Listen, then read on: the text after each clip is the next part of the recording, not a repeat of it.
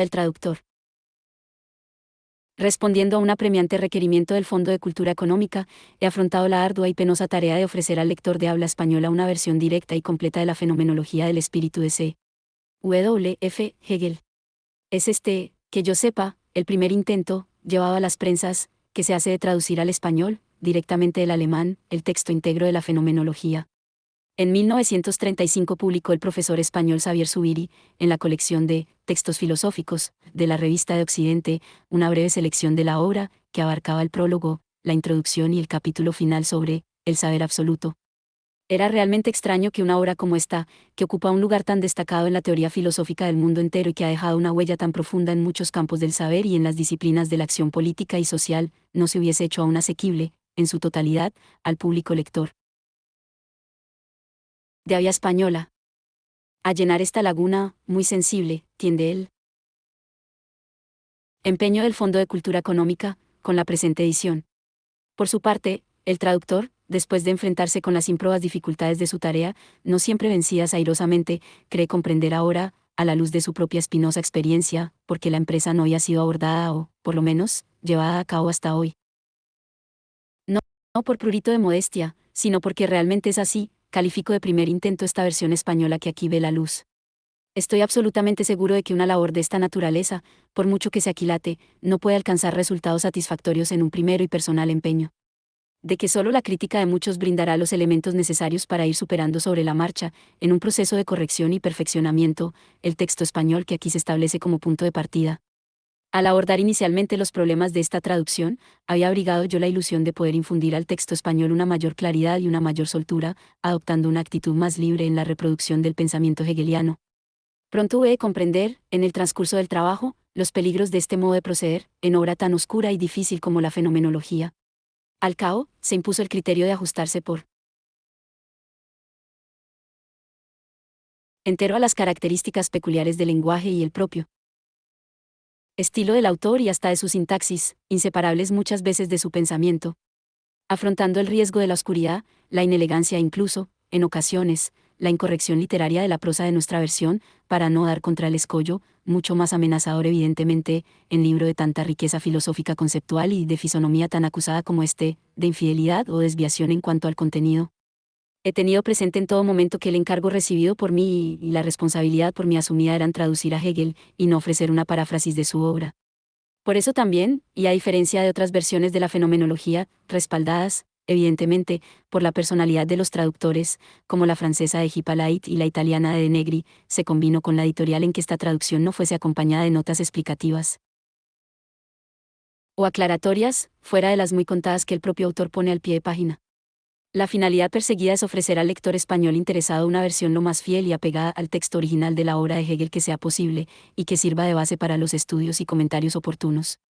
A través de las críticas, observaciones y rectificaciones fundadas que esta versión pueda suscitar, será posible ir superando, en ediciones posteriores, si, como esperamos, esta encuentra una acogida benévola, las dificultades no resueltas o mal resueltas.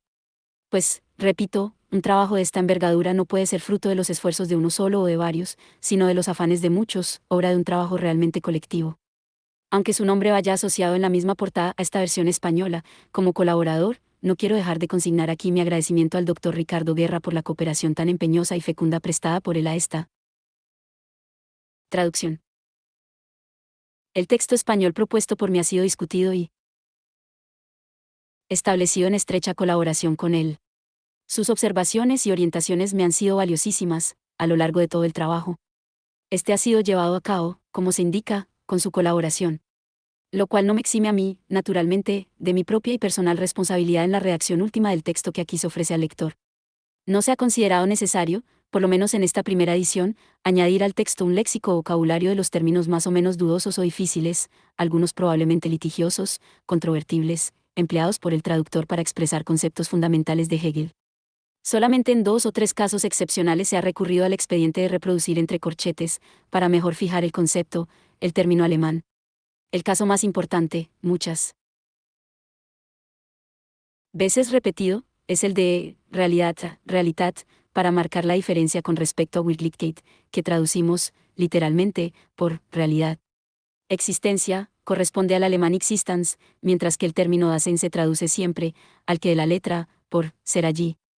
En la imposibilidad, por lo menos para nosotros, de diferenciar terminológicamente en español entre Ding y Sache, hemos puesto entre corchetes estos términos junto a la palabra, cosa, cuando se hacía necesario matizar la expresión.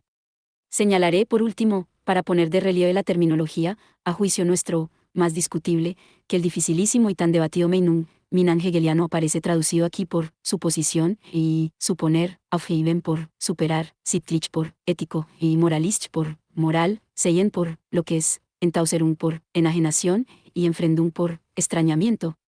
Para nuestra traducción se ha tomado como base el texto de J. Hafmeister publicado por la Philosophische Bibliothek, D.C. Lasson, edición alemana de 1936. Los epígrafes de los párrafos que figuran entre corchetes no proceden del autor. Fueron añadidos, ya en ediciones anteriores, por el editor alemán Lasson para dar una mayor claridad y ordenación sistemática al texto. En la última versión alemana, que hemos tenido a la vista, estos epígrafes figuran solamente en el índice de la obra. A nosotros nos ha parecido aconsejable mantenerlos en el texto, entre corchetes, para ayudar al lector y aliviar un poco la fatigosa lectura. Esos epígrafes tratan de condensar con la mayor fidelidad posible el contenido sustancial de los párrafos a que se refieren. No quiero terminar esta breve nota sin expresar al Fondo de Cultura Económica mi agradecimiento por el aliento y las facilidades que en la editorial hemos encontrado para poder llevar a término esta penosa y difícil tarea. Y por la paciencia y comprensión con que, trastornando una y otra vez sus planes editoriales, los editores han ido alargando los plazos señalados y prorrogando los compromisos asumidos. W.R. Prólogo. Y las tareas científicas del presente. 1. La verdad como sistema científico. Parece que, en una obra filosófica, no solo resulta superfluo, sino que es, incluso, en razón a la naturaleza misma de la cosa, inadecuado y contraproducente el anteponer, a manera de prólogo y siguiendo la costumbre establecida, una explicación acerca de la finalidad que el autor se propone en ella y acerca de sus motivos y de las relaciones que entiende que su estudio guarda con otros anteriores o coetáneos en torno al mismo tema. En efecto, lo que sería oportuno decir en un prólogo acerca de la filosofía, algo así como una indicación histórica con respecto a la tendencia y al punto de vista, al contenido general y a los resultados, un conjunto de afirmaciones y aseveraciones sueltas y dispersas acerca de la verdad, no puede ser valedero en cuanto al modo y la manera en que la verdad filosófica debe exponerse. Además, por existir la filosofía, esencialmente, en el elemento de lo universal, que lleva dentro de sí lo particular, suscita más que otra ciencia cualquiera la apariencia de que en el fin o en los resultados últimos se expresa la cosa misma, e incluso se expresa en su esencia perfecta, frente a lo cual el desarrollo parece representar, propiamente, lo no esencial. Por el contrario, en la noción general de la anatomía, por ejemplo, considerada algo así como el conocimiento de las partes del cuerpo en su existencia inerte, se tiene el convencimiento de no hallarse aún en posesión de la cosa misma, del contenido de esta ciencia, y de que es necesario esforzarse todavía por llegar a lo particular. Tratándose, además, de uno de esos conglomerados de conocimientos que no tienen derecho a ostentar el nombre de ciencia, vemos que una plática acerca del fin perseguido y de otras generalidades por el estilo no suele diferenciarse de la manera histórica y conceptual en que se habla también del contenido mismo, de los nervios, los músculos, etc. La filosofía, por el contrario, se encontraría en situación desigual si empleara este modo de proceder, que ella misma muestra que no sirve para captar la verdad. Del mismo modo, la determinación de las relaciones que una obra filosófica cree guardar con otros intentos en torno al mismo tema suscita un interés extraño y oscurece aquello que importa en el conocimiento de la verdad. Cuando arraiga la opinión del antagonismo entre lo verdadero y lo falso, dicha opinión suele esperar también, ante un sistema filosófico dado, o el asentimiento o la contradicción, viendo en cualquier declaración ante dicho sistema solamente lo uno o lo otro. No concibe la diversidad de los sistemas filosóficos como el desarrollo progresivo de la verdad, sino que solo ve en la diversidad la contradicción. El capullo desaparece al abrirse la flor, y podría decirse que aquel es refutado por esta, del mismo modo que el fruto hace aparecer la flor como un falso ser allí de la planta, mostrándose como la verdad de esta en vez de aquella. Estas formas no solo se distinguen entre sí, sino que se eliminan las unas a las otras como incompatibles. Pero, en su fluir, constituyen al mismo tiempo otros tantos momentos de una unidad orgánica, en la que, lejos de contradecirse, son todos igualmente necesarios, y esta igual necesidad es cabalmente la que constituye la vida del todo. Pero la contradicción ante un sistema filosófico o bien, en parte, no suele concebirse a sí misma de este modo, o bien, en parte, la conciencia del que la aprende no sabe, generalmente, liberarla o mantenerla libre de su unilateralidad, para ver bajo la figura de lo polémico y de lo aparentemente contradictorio momentos mutuamente necesarios. La exigencia de tales explicaciones y su satisfacción pasan fácilmente por ser algo que versa sobre lo esencial.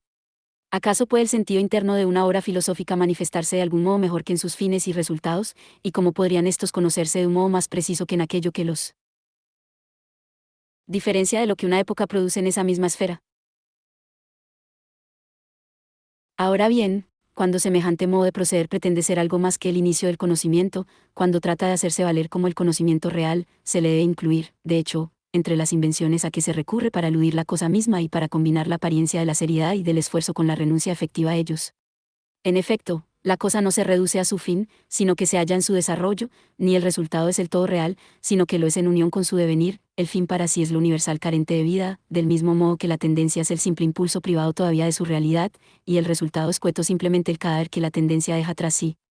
Asimismo, la diversidad es más bien el límite de la cosa, aparece allí donde la cosa termina o es lo que ésta no es. Esos esfuerzos en torno al fin o a los resultados o acerca de la diversidad y los modos de enjuiciar lo uno y lo otro representan, por tanto, una tarea más fácil de lo que podía tal vez parecer. En vez de ocuparse de la cosa misma, estas operaciones van siempre más allá, en vez de permanecer en ella y de olvidarse en ella, este tipo de saber pasa siempre a otra cosa y permanece en sí mismo, en lugar de permanecer en la cosa y entregarse a ella. Lo más fácil es enjuiciar lo que tiene contenido y consistencia, es más difícil captarlo, y lo más difícil de todo la combinación de lo uno y lo otro, el lograr su exposición. El comienzo de la formación y del remontarse desde la inmediatez de la vida sustancial tiene que proceder siempre mediante la adquisición de conocimientos de principios y puntos de vista universales, en elevarse trabajosamente hasta el pensamiento de la cosa en general, apoyándola o refutándola por medio de fundamentos, aprendiendo la rica y concreta plenitud con arreglo a sus determinabilidades, sabiendo bien a qué atenerse y formándose un juicio serio acerca de ella. Pero este inicio de la formación tendrá que dejar paso, enseguida, a la seriedad de la vida pletórica, la cual se adentra en la experiencia de la cosa misma, y cuando a lo anterior se añada el hecho de que la seriedad del concepto penetre en la profundidad de la cosa, tendremos que ese tipo de conocimiento y de juicio ocupará en la conversación el lugar que le corresponde. La verdadera figura en que existe la verdad no puede ser sino el sistema científico de ella. Contribuir a que la filosofía se aproxime a la forma de la ciencia, a la meta en que pueda dejar de llamarse amor por el saber para llegar a ser saber real, he ahí lo que yo me propongo. La necesidad interna de que el saber sea ciencia radica en su naturaleza, y la explicación satisfactoria acerca de esto solo puede ser la exposición de la filosofía misma. En cuanto a la necesidad externa, concebida de un modo universal, prescindiendo de lo que haya de contingente en la persona y en las motivaciones individuales, es lo mismo que la necesidad interna, pero bajo la figura en que el tiempo presenta el ser allí de sus momentos. El demostrar que ha llegado la hora de que la filosofía se eleve al plano de la ciencia constituiría, por tanto, la única verdadera justificación de los intentos encaminados a este fin, ya que, poniendo de manifiesto su necesidad, al mismo tiempo la desarrollarían. 2. La formación del presente. Sé que el poner la verdadera figura de la verdad en esta cientificidad, lo que vale tanto como afirmar que la verdad solo tiene en el concepto el elemento de su existencia, parece hallarse en contradicción con un cierto modo de representarse la cosa y sus consecuencias, representación tan pretenciosa como difundida en la convicción de nuestro tiempo. No creemos que resulte ocioso detenerse a explicar esta contradicción, aunque la explicación no pueda ser, aquí, otra cosa que una aseveración, ni más ni menos que aquella contra la que va dirigida. En efecto, si lo verdadero solo existe en aquello o, mejor dicho, como aquello que se llama unas veces intuición y otras veces saber inmediato del absoluto, religión, el ser, no en el centro del amor divino, sino el ser mismo de él, ello equivale a exigir para la exposición de la filosofía más bien lo contrario a la forma del concepto. Se pretende que lo absoluto sea, no concebido, sino sentido intuido, que lleven la voz cantante y sean expresados. No su concepto, sino su sentimiento y su intuición. Si se toma la manifestación de una exigencia así en su contexto más general y se la considera en el nivel en que se halla presente el espíritu autoconsciente, vemos que éste va más allá de la vida sustancial que llevaba en el elemento del pensamiento, más allá de esta inmediatez de su fe, de la satisfacción y la seguridad de la certeza que la conciencia abrigaba acerca de su reconciliación con la esencia y con la presencia universal de esta, tanto la interna como la externa. Y no solo va más allá, pasando al otro extremo de la reflexión carente de sustancia sobre sí mismo, sino que se remonta, además, por encima de esto. No solo se pierde para él su vida esencial, además, el espíritu es consciente de esta pérdida y de la finitud que es su contenido. El espíritu, volviéndose contra quienes lo degradan y prorrumpiendo en denuestos contra su rebajamiento, no reclama de la filosofía tanto el saber lo que él es como el recobrar por medio de ella aquella sustancialidad y aquella consistencia del ser. Por tanto, para hacer frente a esta necesidad, la filosofía no debe proponerse tanto el poner al descubierto la sustancia encerrada y elevarla a la conciencia de sí misma, no tanto el retrotraer la conciencia caótica a la ordenación pensada y a la sencillez del concepto, como el ensamblar las diferenciaciones del pensamiento, reprimir el concepto que diferencia e implantar el sentimiento de la esencia, buscando más bien un fin edificante que un fin intelectivo. Lo bello, lo sagrado, lo eterno, la religión y el amor son el cebo que se ofrece para morder en el anzuelo, la actitud y el progresivo despliegue de la riqueza de la sustancia no deben buscarse en el concepto, sino en el éxtasis, no en la fría necesidad progresiva de la cosa, sino en la llama del entusiasmo. A esta exigencia responde el esfuerzo acucioso y casi ardoroso y fanático por arrancar al hombre de su hundimiento en lo sensible, en lo vulgar y lo singular, para hacer que su mirada se eleve hacia las estrellas, como si el hombre, olvidándose totalmente de lo divino, se dispusiera a alimentarse solamente de cieno y agua, como el gusano. Hubo un tiempo en que el hombre tenía un cielo dotado de una riqueza pletórica de pensamientos y de imágenes. El sentido de cuantos radicaba en el hilo de luz que lo unía al cielo. Entonces, en vez de permanecer en este presente, la mirada se deslizaba hacia aún más allá, hacia la esencia divina, hacia una presencia situada en lo ultraterrenal, si así vale decirlo. Para dirigirse sobre lo terrenal y mantenerse en ello, el ojo del espíritu tenía que ser coaccionado, y hubo de pasar mucho tiempo para que aquella claridad que solo poseía lo supraterrenal acabara por penetrar en la oscuridad y el extravío en que se escondía el sentido del más acá, tornando interesante y valiosa la atención al presente como tal, a la que se daba el nombre de experiencia. Actualmente, parece que hace falta lo contrario, que el sentido se halla tan fuertemente enraizado en lo terrenal, que se necesita la misma violencia para elevarlo de nuevo. El espíritu se revela tan pobre, que, como el peregrino en el desierto, parece suspirar tan solo por una gota de agua, por el tenue sentimiento de lo divino en general, que necesita para confortarse. Por esto, por lo poco que el espíritu necesita para contentarse, puede medirse la extensión de lo que ha perdido. Pero a la ciencia no le cuadra esta sobriedad del recibir o esta parquedad en el dar. Quien busque solamente edificación, quien quiera ver envuelto en lo nebuloso la terrenal diversidad de su ser allí y del pensamiento y anhele el indeterminado goce de esta determinada divinidad, que vea dónde encuentra eso, no le será difícil descubrir los medios para exaltarse y gloriarse de ello. Pero la filosofía debe guardarse de pretender ser edificante. Y esta sobriedad que renuncia a la ciencia menos aún puede tener la pretensión de que semejante entusiasta nebulosidad se halle por encima de la ciencia. Estas profecías creen permanecer en el centro mismo y en lo más profundo, miran con desprecio a la determinabilidad, el horus, y se mantienen deliberadamente alejadas del concepto y de la necesidad así como de la reflexión, que solo mora en la finitud. Pero, así como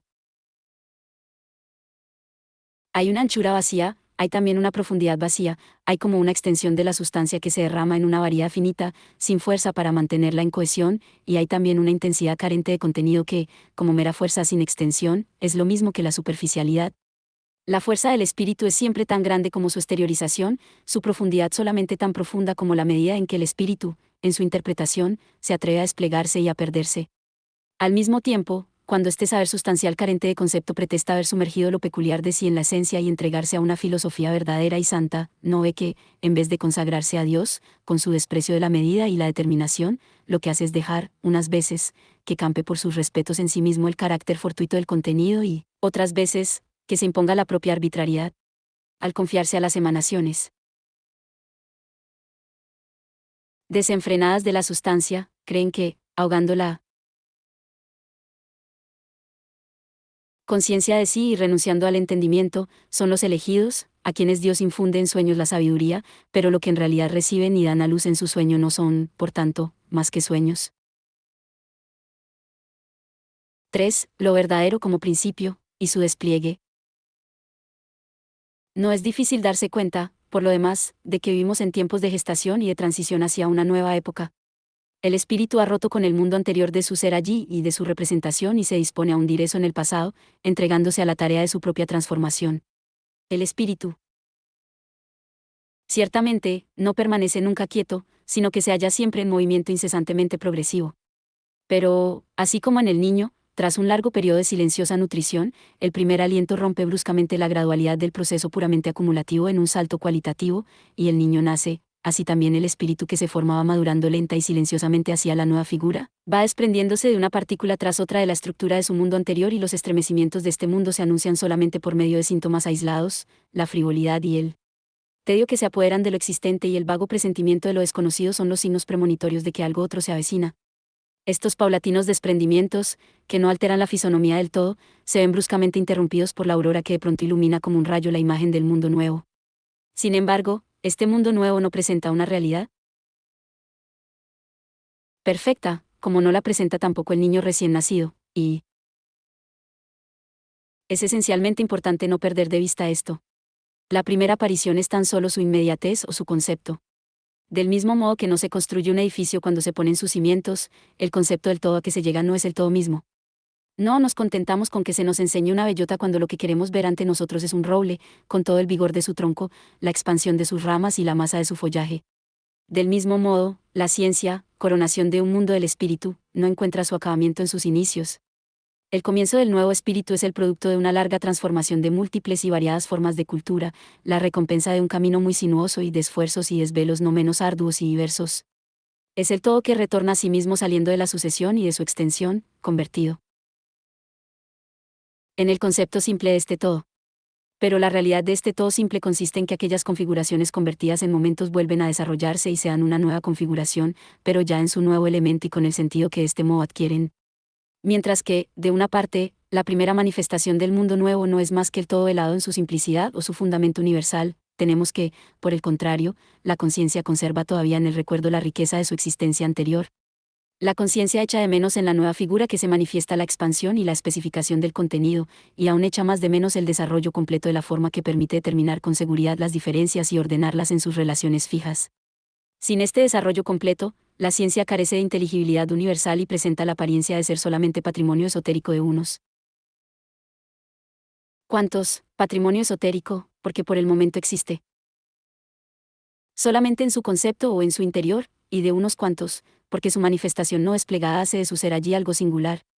Solo lo que se determina de un modo perfecto es a un tiempo exotérico, concebible y susceptible de ser aprendido y de llegar a convertirse en patrimonio de todos.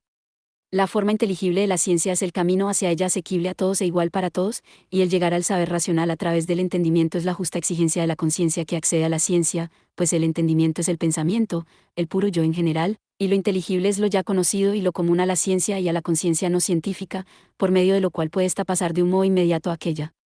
La ciencia que, hallándose en sus comienzos, no ha llegado todavía a la plenitud del detalle ni a la perfección de la forma, se expone a verse censurada por ello.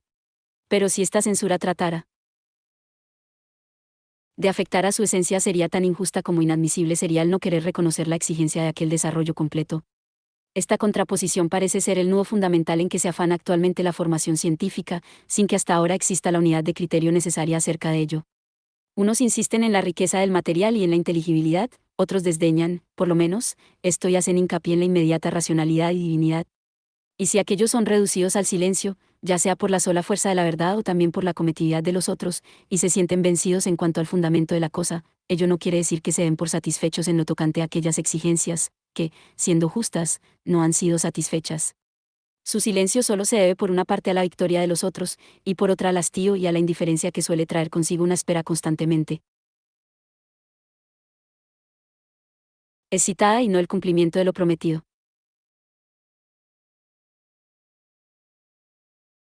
En lo que respecta al contenido, los otros recurren a veces a medios demasiado fáciles para lograr una gran extensión.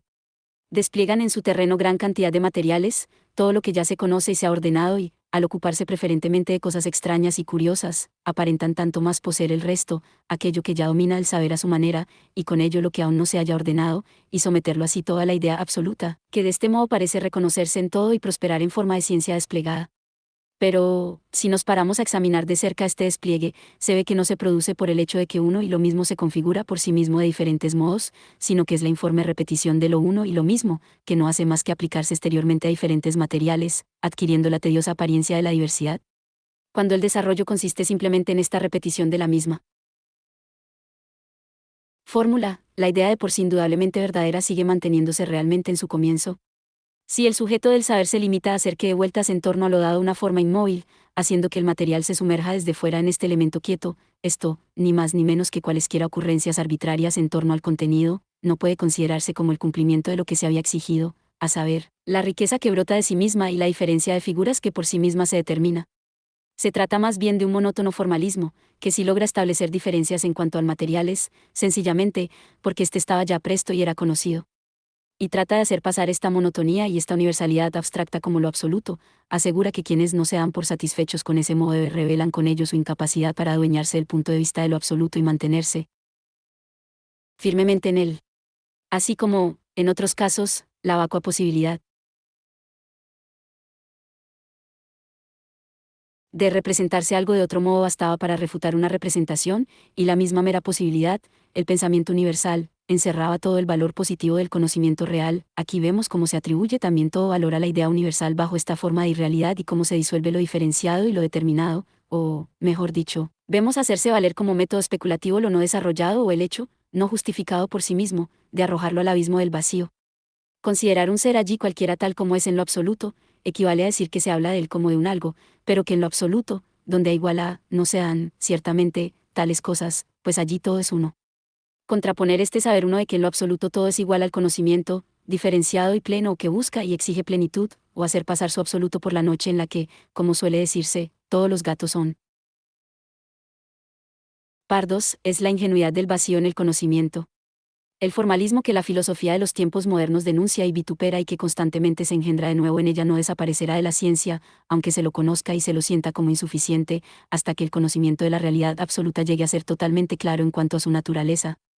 Ahora bien, teniendo en cuenta que la representación universal anterior al intento de su desarrollo puede facilitar la aprehensión de éste, será conveniente esbozar aquí aproximativamente esa representación, con el propósito, al mismo tiempo, de alejar con este motivo algunas formas cuyo empleo usual es un obstáculo para el conocimiento filosófico.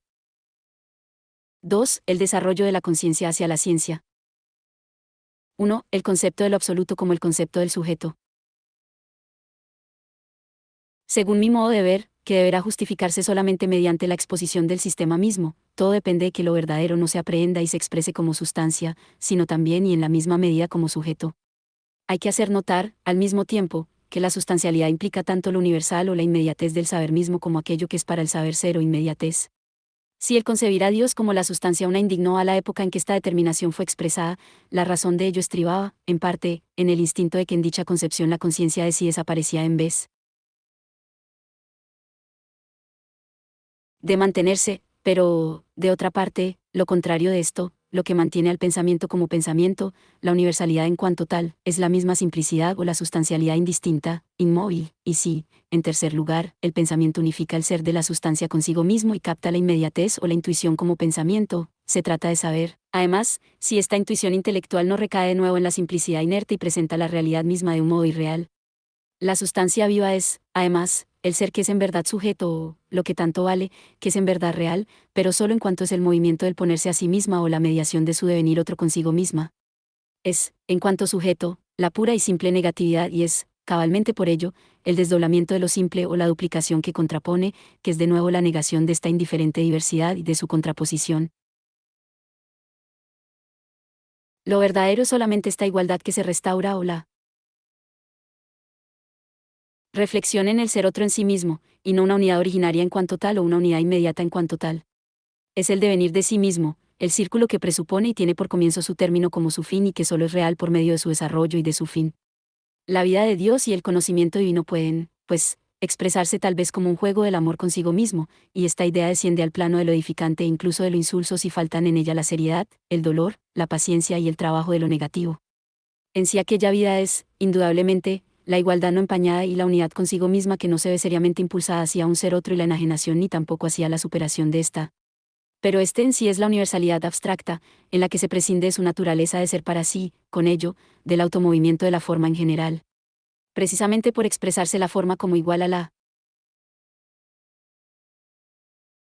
esencia constituye una equivocación creer que el conocimiento puede contentarse con él en sí o la esencia y prescindir de la forma, que el principio absoluto o la intuición absoluta hacen que resulten superfluos la ejecución de aquel o el desarrollo de esta. Cabalmente porque la forma es tan esencial para la esencia como ésta lo es para sí misma, no se la puede concebir y expresar simplemente como esencia, es decir, como sustancia inmediata o como la pura autointuición de lo divino, sino también y en la misma medida en cuanto forma y en toda la riqueza de la forma desarrollada. Es así y solamente así como se la concibe y expresa en cuanto algo real. Lo verdadero es el todo. Pero el todo es solamente la esencia que se completa mediante su desarrollo. De lo absoluto hay que decir que es esencialmente resultado, que solo al final es lo que es en verdad, y en ello precisamente estriba su naturaleza, que es la de ser real, sujeto o devenir de sí mismo. Aunque parezca contradictorio el afirmar que lo absoluto debe concebirse esencialmente como resultado, basta pararse a reflexionar un poco para descartar esta apariencia de contradicción. El comienzo, el principio o lo absoluto, tal como se lo enuncia primeramente y de un modo inmediato, es solamente lo universal. Del mismo modo que cuando digo, todos los animales, no puedo pretender que este enunciado sea la zoología, resulta fácil comprender que los términos de lo divino, lo absoluto, lo eterno, etc., no expresan lo que en ello se contiene y que palabras como estas solo expresan realmente la intuición, como lo inmediato. Lo que es algo más que una palabra así y marca aunque solo sea el tránsito hacia una proposición contiene ya un devenir otro que necesita ser reabsorbido, es ya una mediación. Pero es precisamente esta la que inspira un santo horror, como si se renunciara al conocimiento absoluto por el hecho de ver en ella algo que no es absoluto ni es en lo absoluto. Ahora bien, este santo horror nace, en realidad, del desconocimiento que se tiene de la naturaleza de la mediación y del conocimiento absoluto mismo. En efecto, la mediación no es sino la igualdad consigo misma en movimiento o la reflexión en sí misma, el momento del yo que es para sí, la pura negatividad o, reducida a su abstracción pura, el simple devenir. El yo o el devenir en general, este mediar, es cabalmente, por su misma simplicidad, la inmediatez que deviene y lo inmediato mismo. Es, por tanto, desconocer la razón el excluir la reflexión de lo verdadero, en vez de concebirla como un momento positivo de lo absoluto. Es ella la que hace de lo verdadero un resultado, a la vez que supera esta contraposición entre lo verdadero y su devenir, pues este devenir es igualmente simple y, por tanto, no se distingue de la forma de lo verdadero, consistente en mostrarse como simple en el resultado, es, mejor dicho, cabalmente este haber retornado a la simplicidad. Si es cierto que el embrión es en sí un ser humano, no lo es, sin embargo, para sí el ser humano solo lo es en cuanto razón cultivada que se ha hecho a sí misma lo que es en sí. En esto y solamente en esto reside su realidad. Pero este resultado es de por sí simple inmediatez, pues es la libertad autoconsciente y basada en sí misma y que, en vez de dejar a un lado y abandonar la contraposición, se ha reconciliado con ella. Lo que se ha dicho podría expresarse también diciendo que la razón es el obrar con arreglo a un fin. La elevación de una supuesta naturaleza sobre el pensamiento tergiversado y, ante todo, la prescripción de la finalidad externa han hecho caer en el descrédito la forma del fin en general. Sin embargo, del modo como el mismo Aristóteles determina la naturaleza como el obrar con arreglo a un fin, el fin es lo inmediato, lo quieto, lo inmóvil, que es por sí mismo motor y, por tanto, sujeto. Su fuerza motriz, vista en abstracto, es el ser para sí o la pura negatividad. El resultado es lo mismo que el comienzo simplemente porque el comienzo es fin, o, en otras palabras, lo real es lo mismo que su concepto simplemente porque lo inmediato, en cuanto fin, lleva en sí el sí mismo o la realidad pura. El fin ejecutado o lo real existente es movimiento y devenir desplegado, ahora bien, esta inquietud es precisamente el sí mismo, y es igual a aquella inmediatez y simplicidad del comienzo, porque es el resultado, lo que ha retornado así, pero lo que ha retornado así es cabalmente el sí mismo y el sí mismo es la igualdad y la simplicidad referida a sí misma. La necesidad de representarse lo absoluto como sujeto se traduce en proposiciones como estas: Dios es lo eterno, al orden moral del universo, al amor, etc. En tales proposiciones, lo verdadero solo se pone directamente como sujeto, pero no es presentado como el movimiento del reflejarse en sí mismo. Esta clase de proposiciones comienzan por la palabra Dios. De por sí, esta palabra no es más que una locución carente de sentido, un simple nombre, es solamente el predicado el que nos dice lo que Dios es, lo que llena y da sentido a la palabra, el comienzo vacío solo se convierte en un real saber en este final. Hasta aquí, no se ve todavía porque no se habla solamente de lo eterno, del orden moral del mundo, etc., o, como hacían los antiguos, de los conceptos puros, del ser, de lo uno, etc., de aquello que ha sentido a la proposición, sin necesidad de añadir la locución carente de sentido. Pero con esta palabra se indica cabalmente que lo que se pone no es un ser, una esencia o un universal en general, sino un algo reflejado en sí mismo, un sujeto. Sin embargo, al mismo tiempo, esto no es más que una anticipación. El sujeto se adopta como un punto fijo, al que se adhieren como a su base de sustentación los predicados, por medio de él. Podría el contenido presentarse como sujeto. Tal y como este movimiento se haya constituido, no puede pertenecer al sujeto, pero, partiendo de la premisa de aquel punto fijo, el movimiento no puede estar constituido de otro modo, solo puede ser un movimiento externo. Por tanto, aquella anticipación de que lo absoluto sujeto no solo no es la realidad de este concepto, sino que incluso hace imposible esta realidad, en efecto, dicha anticipación pone el sujeto como un punto quieto y, en cambio, esta realidad es el automovimiento. Entre las muchas consecuencias que se desprenden de lo que queda dicho puede destacarse la de que el saber solo es real y solo puede exponerse como ciencia o como sistema, y esta otra, la de que un llamado fundamento o principio de la filosofía, aun siendo verdadero, es ya falso en cuanto es solamente fundamento o principio. Por eso resulta fácil refutarlo. La refutación consiste en poner de relieve su deficiencia, la cual reside en que solamente el universal o el principio, el comienzo.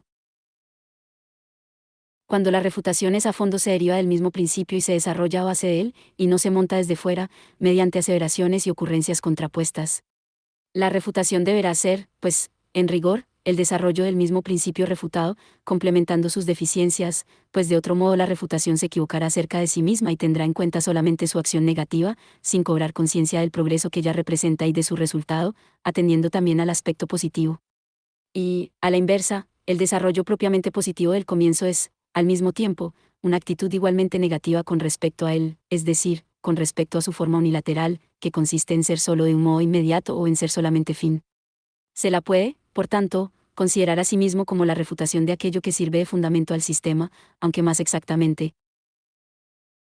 debe verse en ella un indicio de que el fundamento o el principio del sistema solo es, en realidad, su comienzo.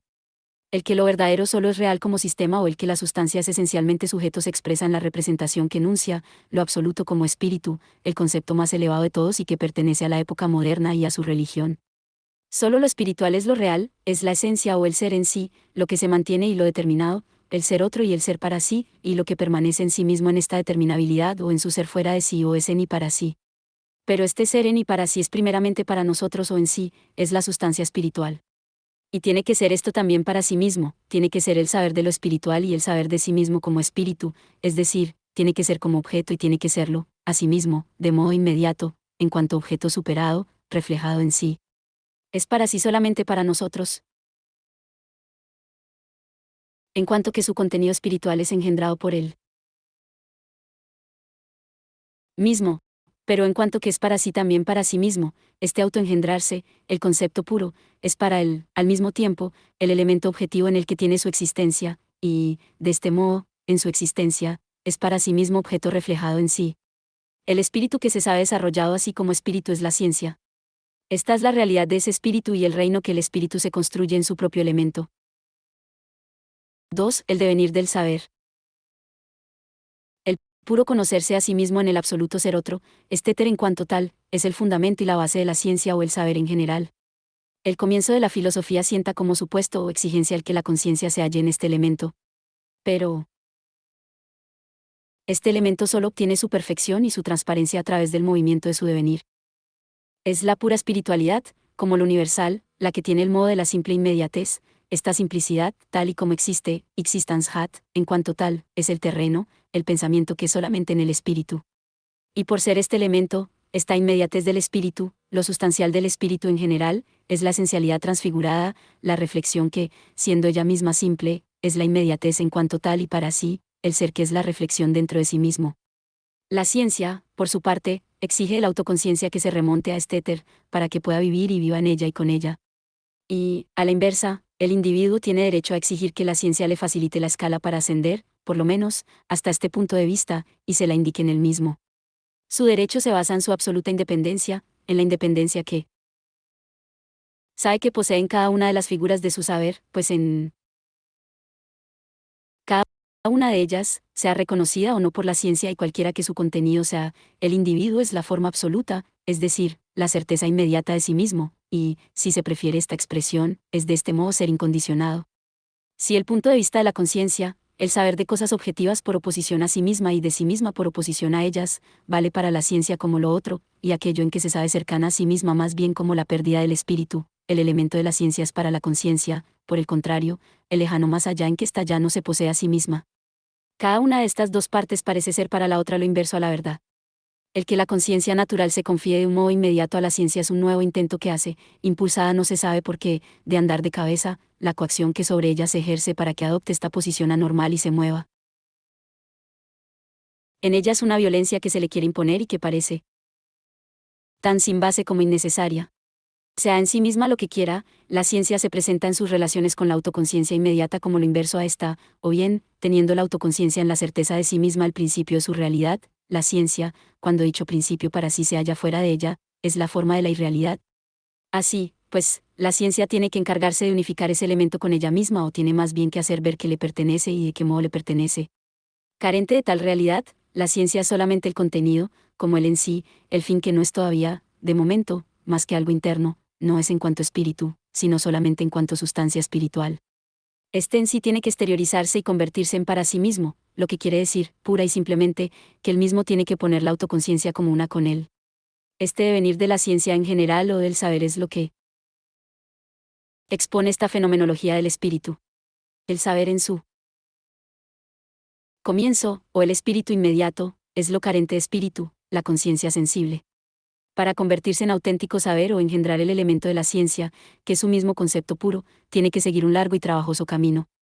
Este devenir, como habrá de revelarse en su contenido y en las figuras que en él se manifiestan, no será lo que a primera vista suele considerarse como una introducción de la conciencia científica a la ciencia, y será también algo distinto de la fundamentación de la ciencia, y nada tendrá que ver, desde luego, con el entusiasmo que arranca inmediatamente del saber absoluto como un pistoletazo y se desembaraza de los otros puntos de vista, sin más que declarar que no quiere saber nada de ellos. 3. La formación del individuo.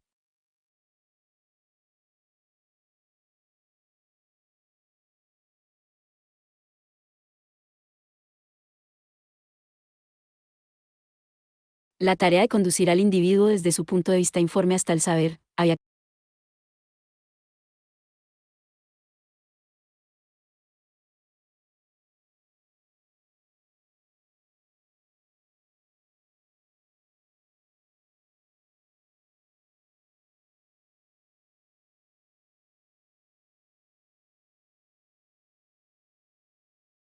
había que tomarla en su sentido general, considerando en su formación cultural al individuo universal, al espíritu autoconsciente mismo. Si nos fijamos en la relación entre ambos, vemos que en el individuo universal se muestra cada momento en que adquiere su forma concreta y propia configuración. El individuo singular, en cambio, es el espíritu inacabado, una figura concreta, en cuyo total ser allí domina una determinabilidad, mostrándose las otras solamente en rasgos borrosos. En el espíritu, que ocupa un plano más elevado que otro, la existencia concreta más baja desciende hasta convertirse en un momento insignificante, lo que antes era la cosa misma, no es más que un rastro, su figura parece ahora velada y se convierte en una simple sombra difusa. Este pasado es recorrido por el individuo cuya sustancia es el espíritu en una fase superior, a la manera como el que estudia una ciencia más alta recapitula los conocimientos preparatorios de largo tiempo atrás, adquiridos, para actualizar su contenido, evoca su recuerdo, pero sin interesarse por ellos ni detenerse en ellos. También el individuo singular tiene que recorrer, en cuanto a su contenido, las fases de formación del espíritu universal, pero como figuras ya dominadas por el espíritu, como etapas de un camino ya trillado y allanado, vemos así como, en lo que se refiere a los conocimientos, lo que en épocas pasadas preocupaba al espíritu maduro de los hombres desciende ahora al plano de los conocimientos, ejercicios e incluso juegos propios de la infancia, y en las etapas progresivas pedagógicas. Reconoceremos la historia de la cultura proyectada como en contornos de sombras. Esta existencia pasada es ya patrimonio adquirido del espíritu universal, que forma la sustancia del individuo y que, manifestándose ante él en su exterior, constituye su naturaleza inorgánica. La formación, considerada bajo este aspecto y desde el punto de vista del individuo, consiste en que adquiere lo dado y consuma y se apropia su naturaleza inorgánica.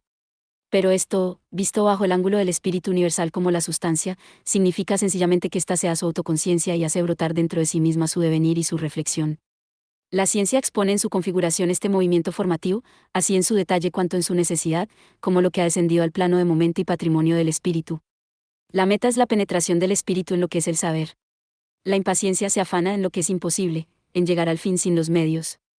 De una parte, no hay más remedio que resignarse a la largura de este camino, en el que cada momento es necesario; de otra parte, hay que detenerse en cada momento, ya que cada uno de ellos constituye de por sí una figura total individual y solo es considerada de un modo absoluto en cuanto que su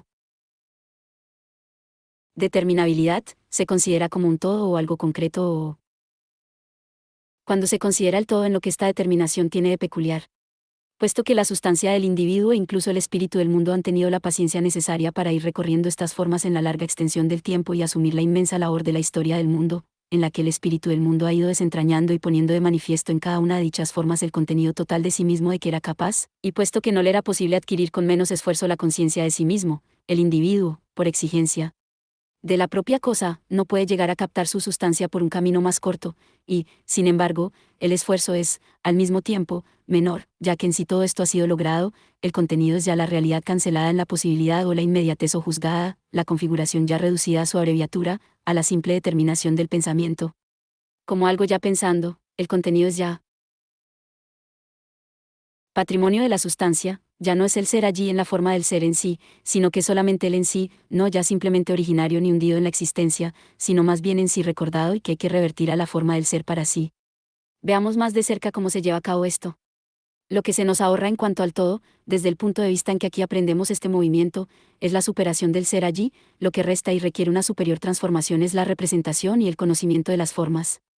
El ser allí replegado sobre la sustancia solo es inmediatamente transferido por esta primera negación al elemento del sí mismo; por tanto, este patrimonio que el sí mismo adquiere presenta el mismo carácter de inmediatez no conceptual, de indiferencia inmóvil, que presenta el ser allí mismo, por donde éste no ha hecho más que pasar a la representación.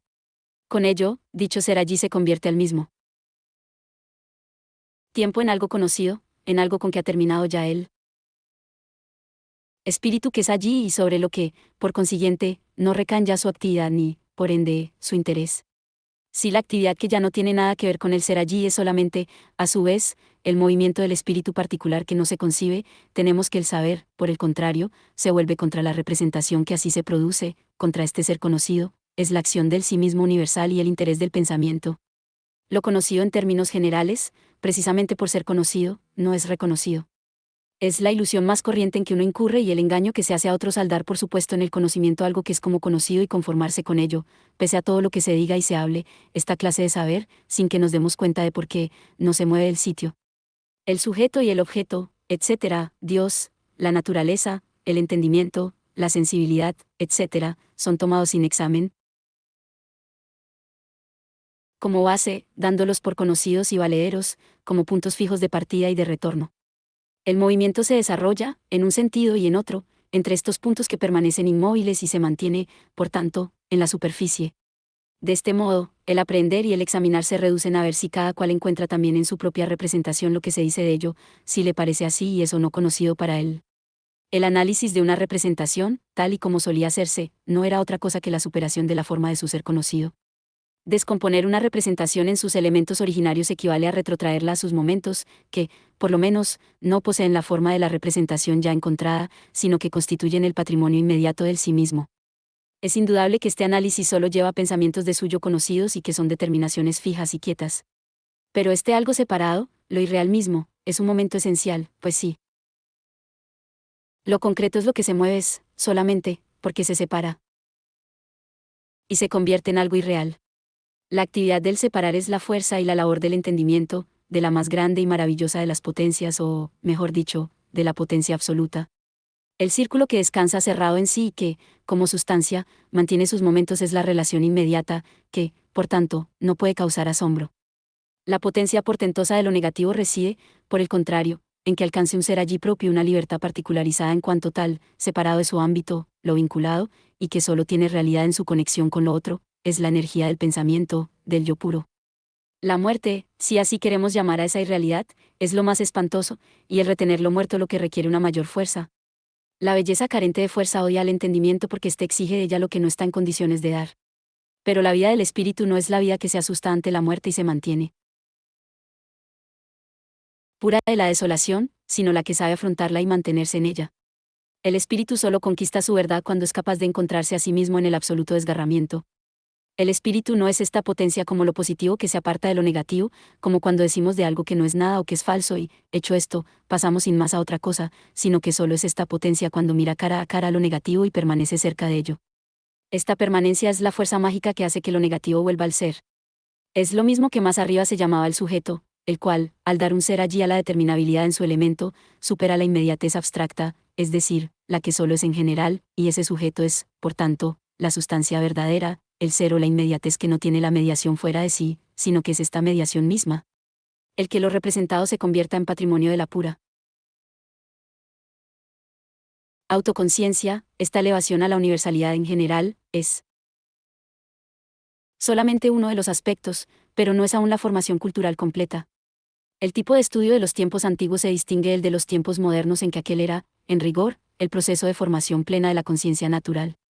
Esta se remontaba hasta una universalidad corroborada por los hechos, al experimentarse especialmente en cada parte de su ser allí y al filosofar sobre todo el acaecer.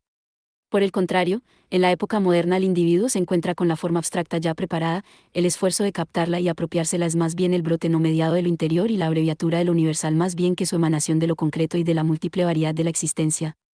He ahí porque ahora no se trata tanto de purificar al individuo de lo sensible inmediato y de convertirlo en sustancia pensada y pensante, sino más bien de lo contrario, es decir, de realizar y animar espiritualmente lo universal. Mediante la superación de los pensamientos fijos y determinados. Pero es mucho más difícil hacer que los pensamientos fijos cobren fluidez que hacer fluida la existencia sensible. La razón de ello es lo que se ha dicho anteriormente, aquellas determinaciones tienen como sustancia y elemento de su ser allí el yo, la potencia de lo negativo o la pura realidad, en cambio, las determinaciones sensibles solamente la inmediatez abstracta impotente o el ser en cuanto tal. Los pensamientos se hacen fluidos en tanto que el pensamiento puro, esta inmediatez interior, se conoce como momento o en cuanto que la pura certeza de sí misma hace abstracción de sí, no se descarta o se pone a un lado, sino que abandona lo que hay de fijo en suponerse a sí misma, tanto lo fijo de lo puro concreto que es el yo mismo por oposición al contenido diferenciado, como lo fijo de lo diferenciado, que, puesto en el elemento del pensamiento puro, participa de aquella incondicionalidad del yo. A través de este movimiento, los pensamientos puros devienen conceptos y solo entonces son lo que son en verdad, automovimientos, círculos, son lo que su sustancia es, esencialidades espirituales. Este movimiento de las esencialidades puras constituye la naturaleza de la cientificidad en general. Considerado como la cohesión de su contenido, este movimiento es la necesidad y el despliegue de dicho contenido en un todo orgánico. El camino por el que se llega al concepto del saber se convierte también, a su vez, en un devenir necesario y total, de tal modo que esta preparación deja de ser un filosofar contingente que versa sobre estos o los otros objetos, relaciones y pensamientos de la conciencia imperfecta, tal como lo determina la contingencia, o que trata de fundamentar lo verdadero por medio de razonamientos, deducciones y conclusiones extraídas al azar de determinados pensamientos. Este camino abarcará más bien, mediante el movimiento del concepto, el mundo entero de la conciencia en su necesidad. Semejante exposición constituye, además, la primera parte de la ciencia, porque el ser allí del espíritu, en cuanto lo primero, no es otra cosa que lo inmediato o el comienzo, pero el comienzo no es aún su retorno a sí mismo. El elemento del ser allí inmediato es, por tanto, la determinabilidad por la que esta parte de la ciencia se distingue de las otras. La indicación de esta diferencia nos lleva a examinar algunos pensamientos establecidos que suelen presentarse a este propósito. 3. El conocimiento filosófico. 1. Lo verdadero y lo falso. El ser allí inmediato del espíritu, la conciencia, encierra los dos momentos, el del saber y el de la objetividad negativa con respecto al saber. Cuando el espíritu se desarrolla en este elemento y despliega en él sus momentos, a ellos corresponde esta oposición y aparecen todos como figuras de la conciencia. La ciencia de este camino es la ciencia de la experiencia que hace la conciencia, la sustancia con su movimiento es considerada como objeto de la conciencia. La conciencia solo sabe y concibe lo que se halla en su experiencia, pues lo que se halla en esta es solo la sustancia espiritual, y cabalmente en cuanto objeto de su sí mismo. En cambio, el espíritu se convierte en objeto, porque es este movimiento que consiste en devenir el mismo un otro, es decir, objeto de su sí mismo y superar este ser otro. Y lo que se llama experiencia es cabalmente este movimiento en el que lo inmediato, lo no experimentado, es decir, lo abstracto, ya pertenezca al ser sensible o a lo simple.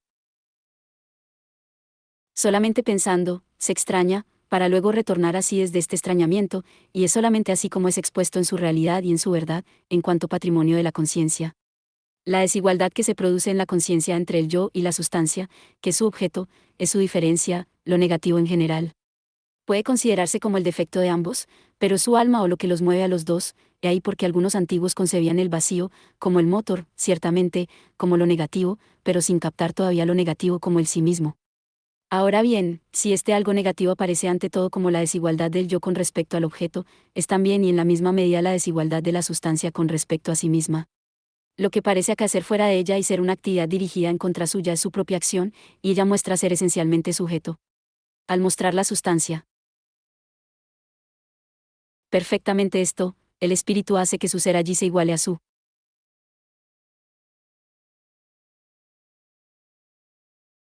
esencia, es objeto de sí mismo tal y como es, y se sobrepasa con ello el elemento abstracto de la inmediatez y la separación entre el saber y la verdad.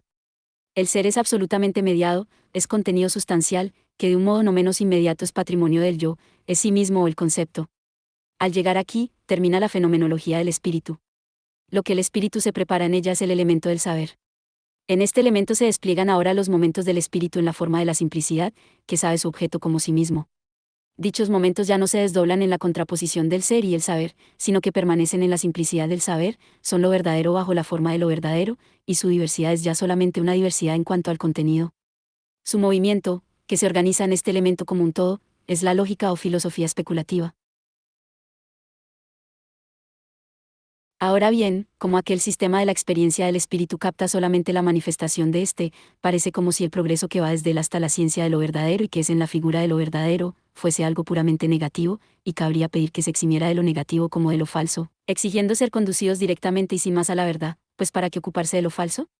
Ya más arriba se ha hablado de que debiera comenzarse directamente por la ciencia, y a esto hay que contestar aquí diciendo cómo está constituido en general lo negativo en tanto que lo falso.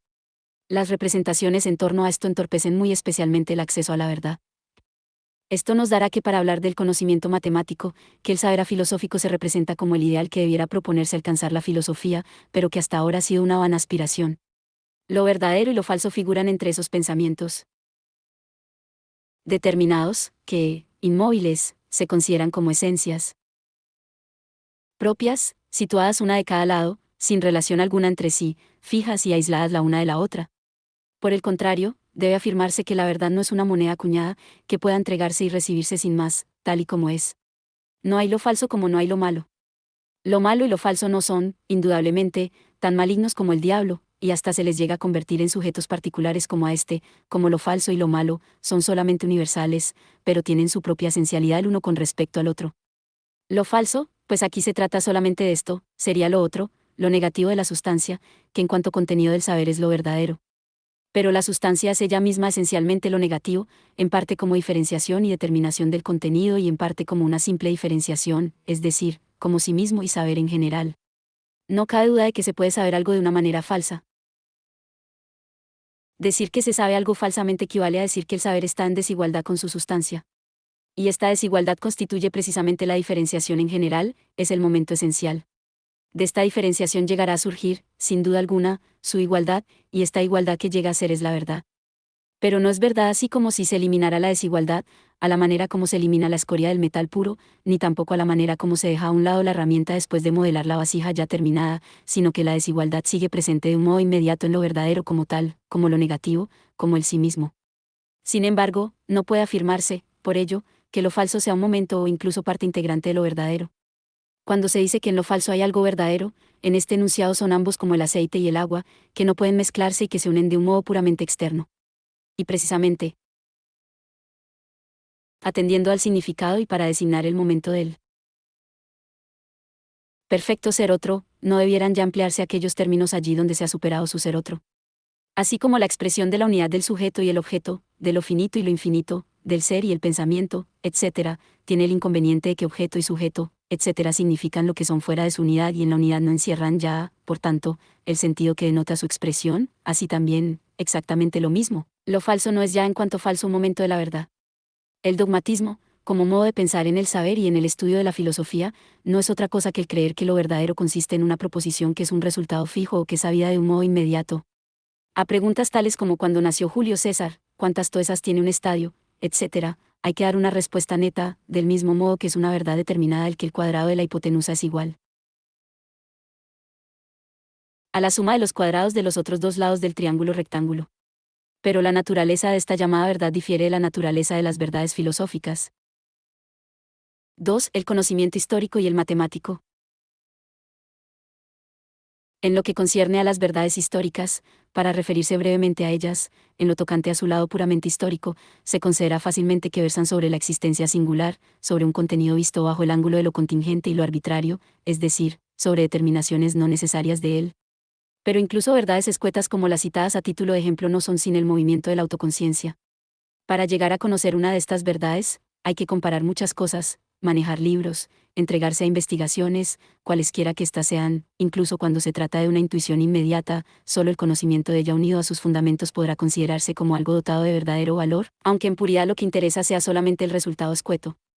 En cuanto a las verdades matemáticas, aún menos podríamos considerar como geómetra quien, sabiendo de memoria el teorema de Euclides, lo supiese sin sus demostraciones, no lo supiese en su interior, como cabría decir. En contraste con aquello. Y del mismo modo habría que considerar no satisfactorio el conocimiento que alguien, midiendo muchos triángulos rectángulos, pudiera adquirir acerca del hecho de que sus lados presentan la conocida proporción. Sin embargo, la esencialidad de la demostración no tiene tampoco en el conocimiento matemático el significado ni la naturaleza de ser un momento del resultado mismo, sino que es un momento que se abandona y desaparece en este resultado. Como resultado, indudablemente, el teorema es un teorema considerado como verdadero. Pero esta circunstancia sobreañadida no afecta a su contenido, sino solamente a su relación con el sujeto. El movimiento de la demostración matemática no forma parte de lo que es el objeto, sino que es una operación exterior a la cosa. Así, vemos que la naturaleza del triángulo rectángulo no se desdobla de por sí tal y como se expone en la construcción necesaria para probar la proposición que se expresa en sus proporciones. Toda la operación de la que brota el resultado es un proceso y un medio del conocimiento. También en el conocimiento filosófico tenemos que el devenir del ser allí como ser allí difiere del devenir de la esencia o de la naturaleza interna de la cosa. Pero, en primer lugar, el conocimiento filosófico contiene lo uno y lo otro, mientras que el conocimiento matemático solo representa el devenir del ser allí. Es decir, del ser de la naturaleza de la cosa en el conocimiento. En cuanto tal. Y, en segundo lugar, el conocimiento filosófico unifica también estos dos movimientos particulares. El nacimiento interno o el devenir de la sustancia es un tránsito sin interrupción a lo externo o al ser allí, es ser para otro y, a la inversa, el devenir del ser allí el retrotraerse a la esencia. El movimiento es, de este modo, el doble proceso y devenir del todo, consistente en que cada uno pone al mismo tiempo lo otro, por lo que cada uno tiene en sí los dos como dos aspectos, juntos, los dos forman el todo, al disolverse ellos mismos, para convertirse en sus momentos. En el conocimiento matemático la intelección es exterior a la cosa, de donde se sigue que con ello se altera la cosa verdadera. De ahí que, aun conteniendo sin duda proposiciones verdaderas el medio, la construcción y la demostración, haya que decir también que el contenido es falso. Para seguir con él. Ejemplo anterior, el triángulo resulta desmembrado y sus partes pasan a ser elementos de otras figuras que la construcción hace nacer de él. Solamente al final se restablece de nuevo el triángulo, del que propiamente se trata, que en el transcurso del procedimiento se había perdido de vista y que solamente se manifestaba a través de fragmentos pertenecientes a otro todo. Vemos, pues, cómo entra aquí en acción la negatividad del contenido, a la que deberíamos llamar la falsedad de este, ni más ni menos que en el movimiento del concepto la desaparición de los pensamientos considerados fijos. Ahora bien, la defectuosidad de este conocimiento en sentido propio afecta tanto al conocimiento mismo como a su materia en general. Por lo que al conocimiento se refiere, al principio no se da uno cuenta de la necesidad de la construcción. Esta necesidad no se deriva del concepto del teorema, sino que viene impuesta y hay que obedecer ciegamente al precepto de trazar. Precisamente estas líneas, cuando podrían trazarse infinidad de líneas distintas, sin saber nada más del asunto, aunque procediendo con la buena fe de creer que ello será adecuado a la ejecución de la demostración.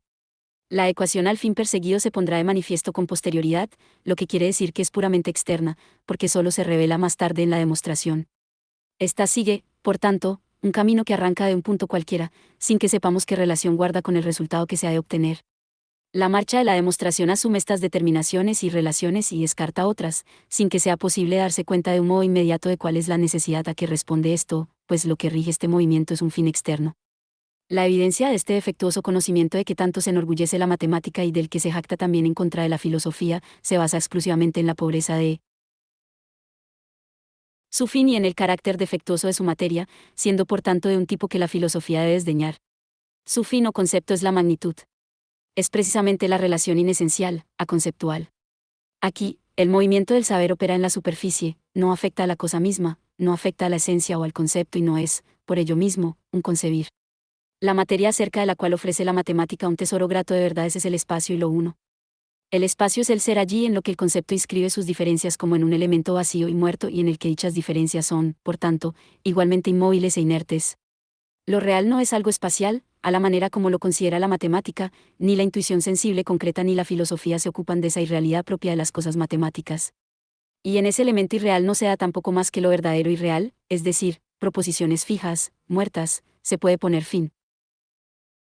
En cualquiera de ellas y la siguiente comienza de nuevo de por sí sin que la primera se desarrolle hasta la otra y sin que, de este modo, se establezca una conexión necesaria a través de la naturaleza de la cosa misma.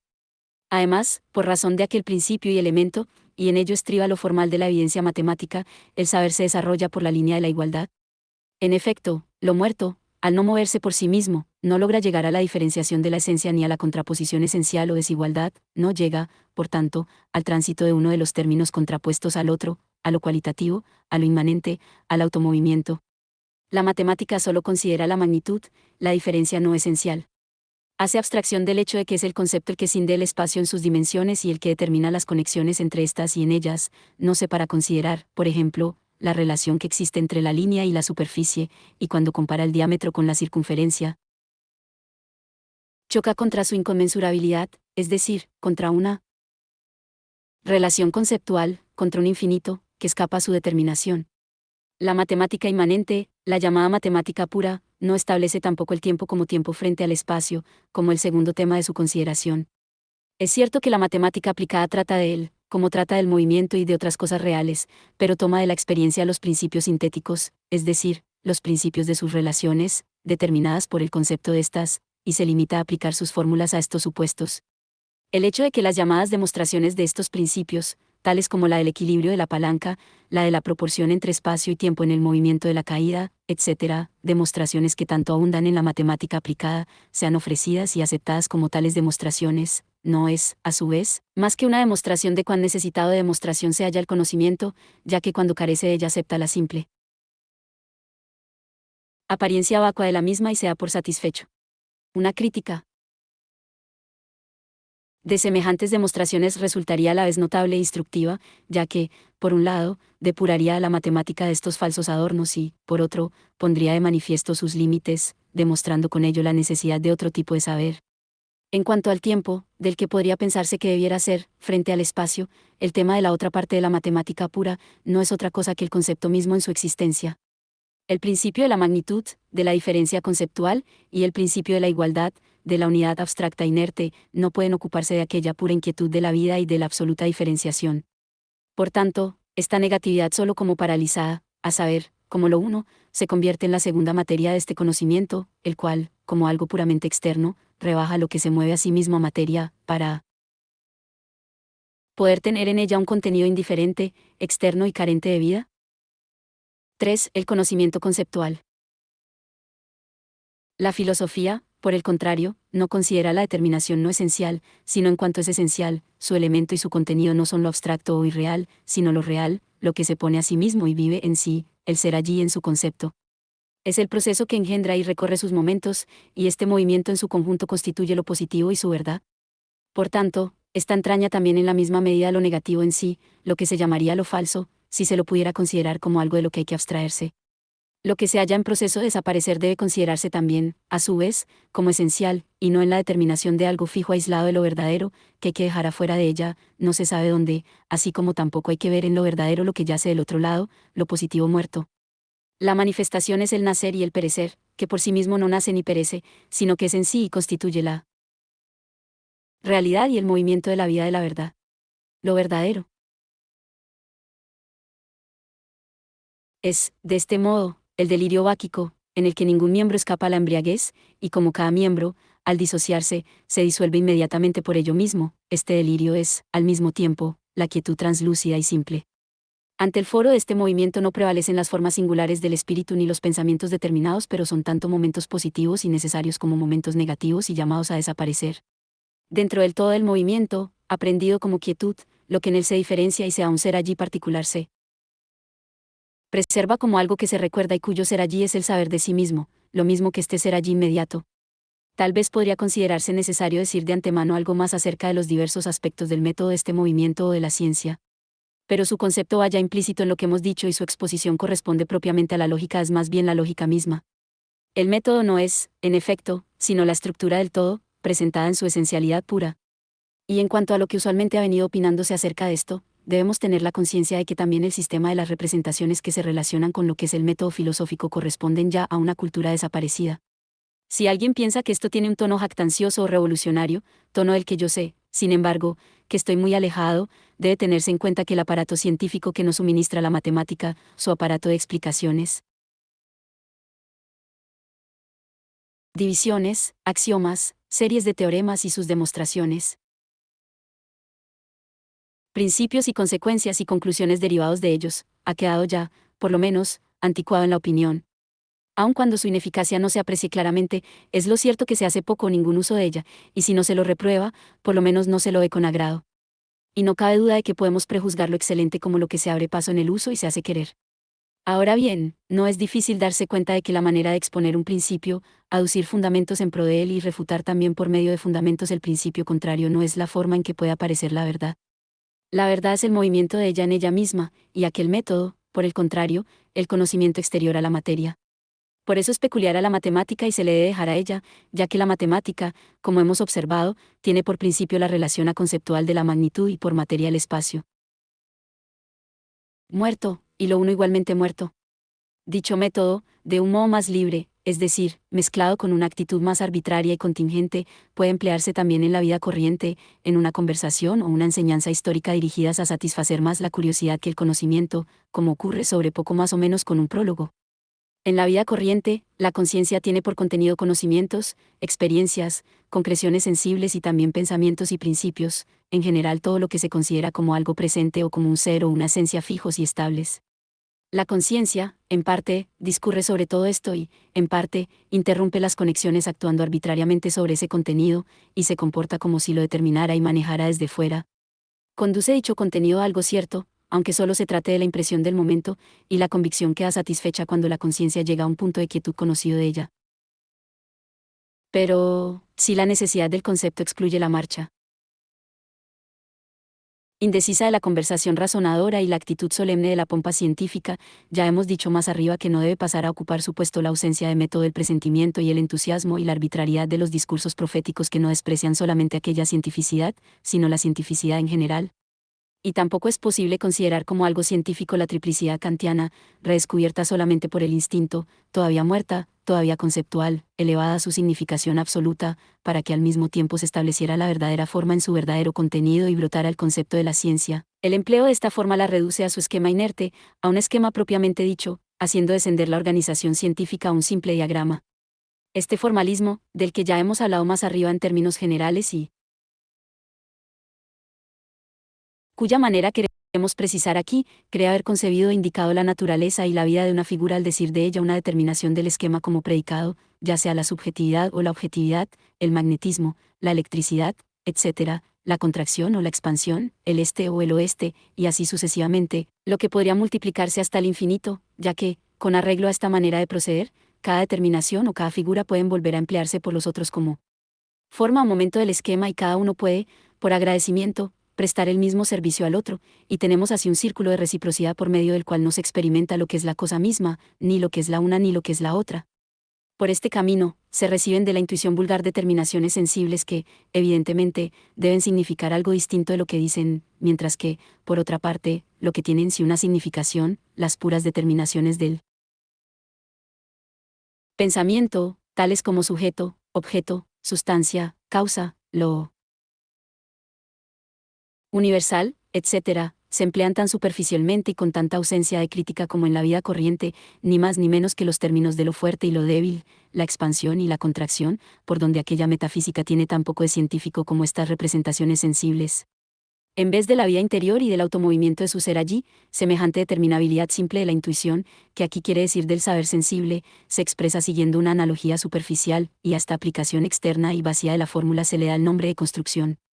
Ocurre con este formalismo lo que con todo formalismo, cualquiera que él sea. Muy dura tendría que ser la cabeza de aquel a quien no pudiera hacerse comprender en un cuarto de hora la teoría de que existen enfermedades asténicas, esténicas e indirectamente asténicas y otros tantos tratamientos y que, cuando tal enseñanza bastaba hasta hace poco para alcanzar esta finalidad, esperar a convertirse en tan poco tiempo de un rutinario en un médico teórico. Si el formalismo de la filosofía de la naturaleza quiere enseñar, digamos, que el entendimiento es la electricidad o que el animal es el nitrógeno o es igual al sur o al norte, etc., o lo representa, puede enseñarlo de un modo escueto, como aquí se expresa, o adornado con otra terminología, la inexperiencia podrá caer en el pasmo admirativo ante esta capacidad para rimar cosas que parecen tan dispares y ante la violencia que mediante esta combinación se impone a lo sensible inmóvil, dándole la apariencia de un concepto, pero sin hacer lo más importante de todo, que es el expresar el concepto mismo o la significación de la representación sensible. Puede la inexperiencia reverenciar esto como una profunda genialidad o alegrarse y regocijarse del optimismo de tales determinaciones, que suplen el concepto abstracto con lo intuitivo, haciéndolo así más agradable, felicitarse de la afinidad presentida de su espíritu con esta gloriosa manera de proceder. El ardid de semejante sabiduría se aprende tan rápidamente como fácilmente se aplica, su repetición, cuando ya se le conoce, resulta tan insoportable como la repetición de las artes del prestidigitador, una vez conocidas. El instrumento de este monótono formalismo es tan fácil de manejar como la paleta de un pintor que tuviese solamente dos colores, digamos el rojo y el verde, destinados el primero a las escenas históricas y el segundo a los paisajes. Resultaría difícil decidir qué es lo más grande, si la soltura con que se embadurna con estos colores cuanto hay en el cielo, en la tierra y bajo esta o la fantasía en cuanto a la excelencia de este recurso universal, lo uno se apoya en lo otro. Lo que se consigue con este método, consistente en imponer a todo lo celestial y terrenal, a todas las figuras naturales y espirituales las dos o tres determinaciones tomadas del esquema universal, es nada menos que un informe claro como la luz del sol acerca del organismo del universo. Es, concretamente, un diagrama parecido a un esqueleto con etiquetas pegadas encima o a esas filas de tarros rotulados que se alinean en las tiendas de los herbolarios, tan claro es lo uno como lo otro. Y si allí faltan la carne y la sangre y no hay más que huesos y aquí se hallan ocultas en los tarros las cosas vivas que contienen, en el método a que nos referimos se prescinde de la esencia viva de la cosa o se la mantiene escondida. Ya hemos visto cómo este método se convierte, al mismo tiempo, en una pintura absoluta de un solo color cuando, avergonzándose de las diferencias del esquema, las hunde en la vacuidad de lo absoluto, como algo perteneciente a la reflexión, para lograr así la identidad pura, el blanco carente de forma. Aquella uniformidad de color del esquema y de sus determinaciones inertes y aquella identidad absoluta, y el paso de lo uno a lo otro, todo es igualmente entendimiento muerto y conocimiento externo. Pero lo excelente no puede sustraerse al destino de verse así privado de cuerpo y de espíritu, de ver cómo se le quita la piel para revestir con ella un saber inerte e infatuado. Más bien debe ver en este destino la potencia que ejerce sobre los ánimos, ya que no sobre los espíritus, y también el perfeccionamiento hacia la universalidad y la determinabilidad de la forma en que consiste su acabamiento y que es lo único que hace posible el que esta universalidad se utilice de un modo superficial. La ciencia solo puede, lícitamente, organizarse a través de la vida propia del concepto, la determinabilidad que desde fuera, desde el esquema, se impone a la existencia es en ella, por el contrario, el alma del contenido pleno que se mueve a sí misma. El movimiento de lo que es consiste, de una parte, en devenir el mismo otro, convirtiéndose así en su contenido inmanente, de otra parte, lo que es vuelve a recoger en sí mismo este despliegue o este ser allí, es decir, se convierte a sí mismo en un momento y se simplifica como determinabilidad. En aquel movimiento, la negatividad es la diferenciación y el poner la existencia, en este recogerse en sí, es el devenir de la simplicidad determinada. De este modo, el contenido hace ver que no ha recibido su determinabilidad como impuesta por otro, sino que se la ha dado él mismo y se erige, de por sí en momento y en un lugar del todo. El entendimiento esquemático retiene para sí la necesidad y el concepto del contenido, lo que constituye lo concreto, la realidad y el movimiento vivo de la cosa que clasifica, o, más exactamente, no lo retiene para sí, sino que no lo conoce, pues si fuese capaz de penetrar en ello, no cabe duda de que lo mostraría. Pero ni siquiera siente la necesidad de ello, si la sintiera, se abstendría de su esquematización o, por lo menos, no sabría con ello más que lo que es una simple indicación del contenido, solo aporta, en efecto, la indicación del contenido, pero no el contenido mismo. Si se trata de una determinabilidad que es en sí concreta o real, como, por ejemplo, la del magnetismo, se la degrada, sin embargo, a algo muerto, al convertirla en predicado de otro ser allí, en vez de presentarla como la vida inmanente de este ser allí o de conocer cómo tienen esta su autocreación intrínseca y peculiar. El entendimiento formal deja al cuidado de otros el añadir esto, que es lo fundamental. En vez de penetrar en el contenido inmanente de la cosa, pasa siempre por alto el todo y se halla por encima del ser allí singular del que habla, es decir, ni siquiera llega a verla. El conocimiento científico, en cambio, exige entregarse a la vida del objeto o, lo que es lo mismo, tener ante sí y expresar la necesidad interna de él. Al sumergirse así en su objeto, este conocimiento se olvida de aquella visión general que no es más que la reflexión de saber en sí mismo, fuera de contenido. Pero sumergido en la materia y en su movimiento, dicho conocimiento retorna a sí mismo, aunque no antes de que el cumplimiento o el contenido, replegándose en sí mismo y simplificándose en la determinabilidad, descienda por sí mismo para convertirse en un lado de su ser allí y trascienda a su verdad superior. De este modo, el todo simple, que se había perdido de vista a sí mismo, emerge desde la riqueza en que parecía haberse perdido su reflexión. Siendo así que, en general, como hemos dicho más arriba, la sustancia es en ella misma sujeto, todo contenido es su propia reflexión en sí. La persistencia o la sustancia de su ser allí es la igualdad consigo mismo, pues su desigualdad consigo mismo sería su disolución. Pero la igualdad consigo mismo es la abstracción pura, y esta es el pensamiento. Cuando digo cualidad, digo la determinabilidad simple, mediante la cualidad. ¿Se distingue un ser allí de otro o es un ser allí? Este ser allí es para sí mismo o subsiste por esta simplicidad consigo mismo. Pero es por ello por lo que es esencialmente el pensamiento.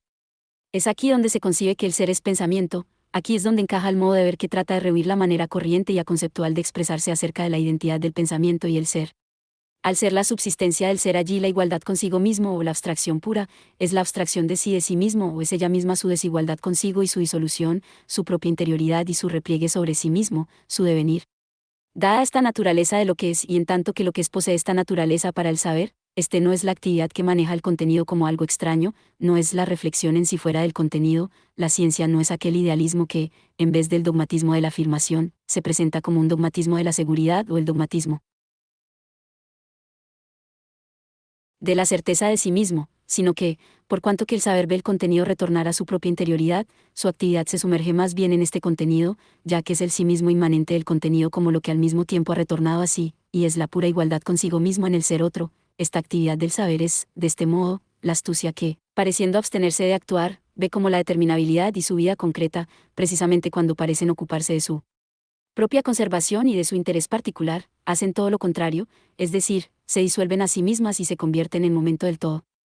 Habiendo señalado más arriba lo que significa el entendimiento visto por el lado de la autoconciencia de la sustancia, de lo que aquí decimos se desprende su significación con arreglo a la determinación de la misma sustancia como lo que es. El ser allí es cualidad, determinabilidad igual a sí misma. O simplicidad determinada, pensamiento determinado, esto es, el entendimiento del ser allí. Es, de este modo, el nous, que era, como Anaxágoras comenzó reconociendo, la esencia. Posteriormente, se concibió la naturaleza del ser allí, de un modo más determinado, como eidos o idea, es decir, como universalidad determinada, como especie. La palabra especie parecerá tal vez demasiado vulgar y pobre para referirse a las ideas, a lo bello, lo sagrado y lo eterno, que tantos estragos causan en nuestra época. Pero, en realidad la idea no expresa ni más ni menos que la especie. Pero, en la actualidad, solemos encontrarnos con que se desprecia y rechaza una expresión que designa un concepto de un modo determinado en favor de otra que, sin duda por estar tomada de una lengua extranjera, envuelve el concepto en cendales nebulosos y le da con ello una resonancia más edificante. Precisamente por determinarse como especie, es el ser allí un pensamiento simple, el nous, la simplicidad, es la sustancia. Y su simplicidad o igualdad consigo mismo lo hace aparecer como algo fijo y permanente. Pero esta igualdad consigo mismo es también precisamente por ello, negatividad, y de este modo pasa que el ser allí fijo a su disolución. Al principio, la determinabilidad solo parece serlo por referirse a un otro, y su movimiento parece comunicarse a ella de una fuerza extraña, pero el que tenga en sí misma su ser otro y sea automovimiento es lo que va precisamente implícito en aquella simplicidad del pensamiento, pues esta es el pensamiento que se mueve y se diferencia a sí mismo, la propia interioridad, el concepto puro. Así, pues, la inteligibilidad es un devenir y es, en cuanto este devenir, la racionalidad. En esta naturaleza de lo que es que consiste en ser en su ser su concepto, reside en general la necesidad lógica, solo ella es lo racional y el ritmo del todo orgánico, y es precisamente saber del contenido en la misma medida en que el contenido es concepto y esencia o, dicho en otros términos, solamente ella es lo especulativo. La figura concreta, moviéndose a sí misma, se convierte en determinabilidad simple, con ello, se eleva a forma lógica y es en su esencialidad, su ser allí concreto es solamente este movimiento y es un ser allí inmediatamente lógico. De ahí que sea innecesario revestir de formalismo al contenido concreto desde el exterior, el contenido, es en sí mismo el paso al formalismo, el cual deja, sin embargo, de ser un formalismo externo, porque la forma es ella misma el devenir intrínseco del contenido concreto.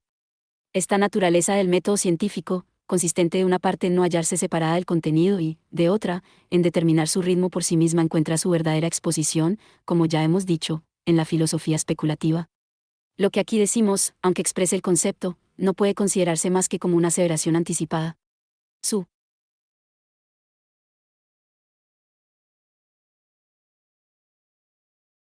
verdad no reside en esta exposición en parte puramente narrativa, y tampoco se la refuta porque se diga, en contra de esto, que no es así, sino que ocurre de tal o cual modo, porque se traigan a colación y se expresen estas o las otras representaciones usuales como verdades establecidas y conocidas, o porque se sirva y asegure algo nuevo, extraído del santuario de la divina intuición interior. Suele ser esta la primera reacción del saber ante lo para el desconocido, reacción adversa que adopta para salvar su libertad y su propia manera de ver, su propia autoridad contra otra extraña, ya que bajo esta figura se manifiesta lo que se asimila por vez primera, y también para descartar la apariencia y especie de vergüenza que representaría el tener que aprender algo, así como en el caso contrario en la acogida plausible de lo desconocido la reacción del mismo tipo consiste en algo parecido a lo que son, en otra esfera, los discursos y los actos ultrarrevolucionarios. 4. Lo que se requiere para el estudio filosófico. 1. El pensamiento especulativo. Lo que importa, pues, en el estudio de la ciencia es el asumir el esfuerzo del concepto. Este estudio requiere la concentración de la atención en el concepto en cuanto tal, en sus determinaciones simples, por ejemplo en el ser en sí, en el ser para sí, en la igualdad consigo mismo, etc., pues estas son automovimientos puros a los que podría darse el nombre de almas, si su concepto no designase algo superior a esto. A la costumbre de seguir el curso de las representaciones le resulta tan perturbador la interrupción de dichas representaciones por medio del concepto como al pensamiento formal que razona en uno y otro sentido por medio de pensamientos irreales. Habría que calificar aquel hábito como un pensamiento material, una conciencia contingente, que se limita a sumergirse en el contenido y a la que, por tanto, se le hace duro desentrañar al mismo tiempo de la materia su propio sí mismo puro y mantenerse en él. Por el contrario, lo otro, el razonar, es la libertad acerca del contenido, la vanidad en torno a él, se pide de ella que se esfuerce por abandonar esta libertad y que, en vez de ser el principio arbitrariamente motor del contenido, hunda en él esta libertad, deje que el contenido se mueva con arreglo a su propia naturaleza, es decir, con arreglo al sí mismo, como lo suyo del contenido, limitándose a considerar este movimiento. Abstenerse de inmiscuirse en el ritmo inmanente de los conceptos, no. Intervenir en el de un modo arbitrario y por medio de una sabiduría adquirida de otro modo, esta abstención constituye de por sí un momento esencial de la concentración de la atención en el concepto. En el comportamiento razonador hay que señalar con mayor fuerza los dos aspectos en que se contrapone a él el pensamiento conceptual. De una parte, aquel se comporta negativamente con respecto al contenido aprendido, sabe refutarlo y reducirlo a la nada.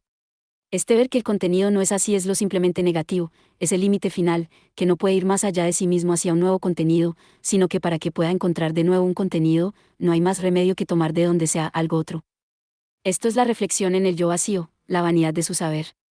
Esta vanidad no expresa solamente esto, el que este contenido es vano, sino que expresa también la vanidad de este mismo modo de ver, puesto que es lo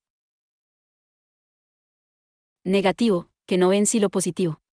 Y, como esta reflexión no obtiene como contenido su misma negatividad, no se halla en general en la cosa misma, sino siempre más allá de esta, por lo cual cree que la afirmación de lo vacío le permite ir más allá de una manera de ver rica en contenido.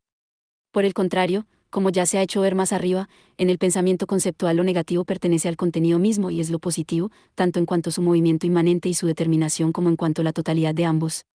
Aprendido como resultado, es lo que se deriva de este movimiento, lo negativo determinado y, con ello, al mismo tiempo, un contenido positivo.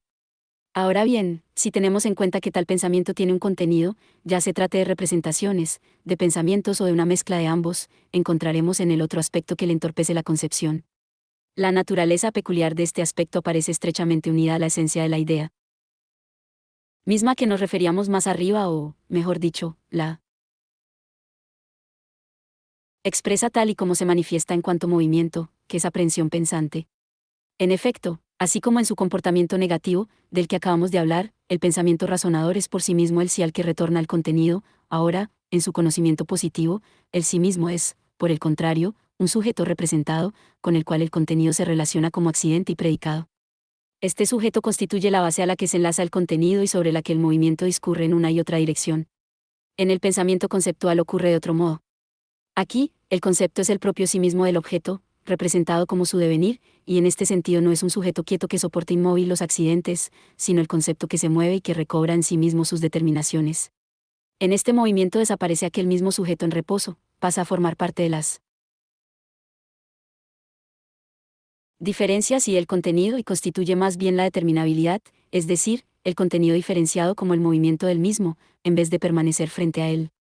El terreno firme que el razonar encontraba en el sujeto en reposo vacila, por tanto, y solo este movimiento mismo se convierte en el objeto. El sujeto que cumple su contenido deja de ir más allá de esto y no puede tener, además, otros predicados o accidentes.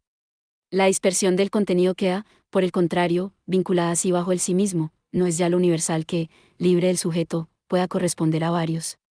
Por tanto, el contenido no es ya, en realidad, predicado del sujeto, sino que es la sustancia, la esencia y el concepto de aquello de que se habla. El pensamiento como representación, puesto que tiene por naturaleza el seguir su curso en los accidentes o predicados y el ir más allá de ellos con razón ya que solo se trata de predicados y accidentes, se ve entorpecido en su marcha cuando lo que en la proposición presenta la forma de predicado es la sustancia misma. Sufre, para representárnoslo así, un contragolpe.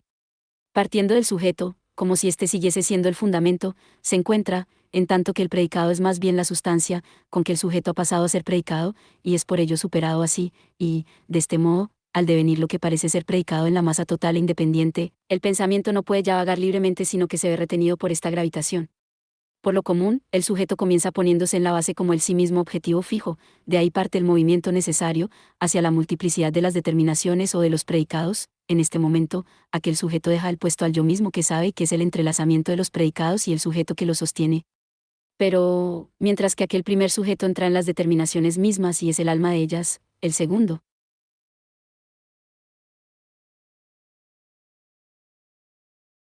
sujeto, es decir, el que sabe, sigue encontrando en el predicado aquel otro con el que creía haber terminado ya y por encima del cual pretende retornar a sí mismo y, en vez de poder ser, como razonamiento, lo activo en el movimiento del predicado, como si hubiera que atribuir a aquel este predicado u otro, se encuentra con que, lejos de ello, todavía tiene que vérselas con el sí mismo del contenido, si no quiere ser para sí, sino formar un todo con el contenido mismo.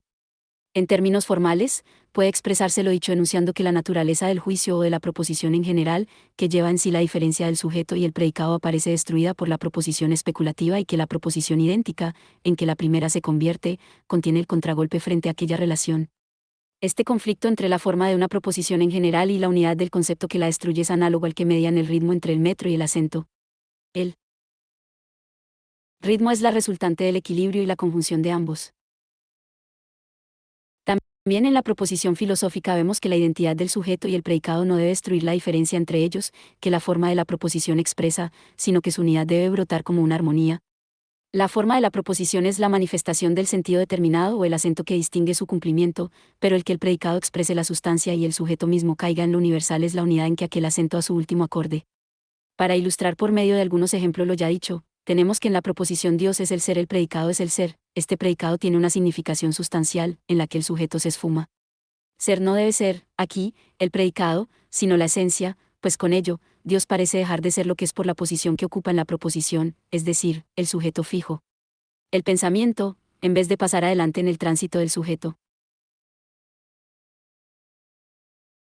al predicado, se siente, al perderse el sujeto, más bien entorpecido y repelido hacia el pensamiento del sujeto, porque echa de menos a éste, o bien encuentra también el sujeto de un modo inmediato en el predicado, puesto que el predicado mismo se expresa como un sujeto, como el ser, como la esencia, que agota la naturaleza del sujeto, y así, en vez de recobrarse a sí mismo en el predicado y moverse libremente para razonar, el pensamiento se encuentra todavía más hundido en el contenido. O, por lo menos, se hace presente ahora la pretensión de ahondar en él. Del mismo modo, si se dice que lo real es lo universal, vemos que lo real se desvanece, como sujeto, en su predicado. Lo universal no debe tener tan solo la significación del predicado, como si la proposición enunciara que lo real es lo universal, sino que lo universal debe expresar la esencia de lo real. Por tanto, el pensamiento pierde el terreno fijo objetivo que tenía en el sujeto al ser repelido de nuevo en el predicado y al Retrotraerse, no a sí mismo, sino al sujeto del contenido. Sobre este entorpecimiento habitual descansan en gran parte las quejas acerca de la ininteligibilidad de los escritos filosóficos, suponiendo que, por lo demás, se den en el individuo las condiciones de cultura necesarias para comprenderlos. En lo que queda expuesto encontramos la razón del reproche muy determinado que con frecuencia se hace a estas obras, al decir de ellas que hay que leerlas varias veces para llegar a entenderías, reproche que debe encerrar algo de insuperable y definitivo, puesto que, de ser fundado, no admite réplica. De lo que dejamos dicho se desprende claramente cómo se plantea la cosa. Las proposiciones filosóficas, por ser proposiciones, suscitan la opinión de la relación usual entre el sujeto y el predicado y sugieren el comportamiento habitual del saber.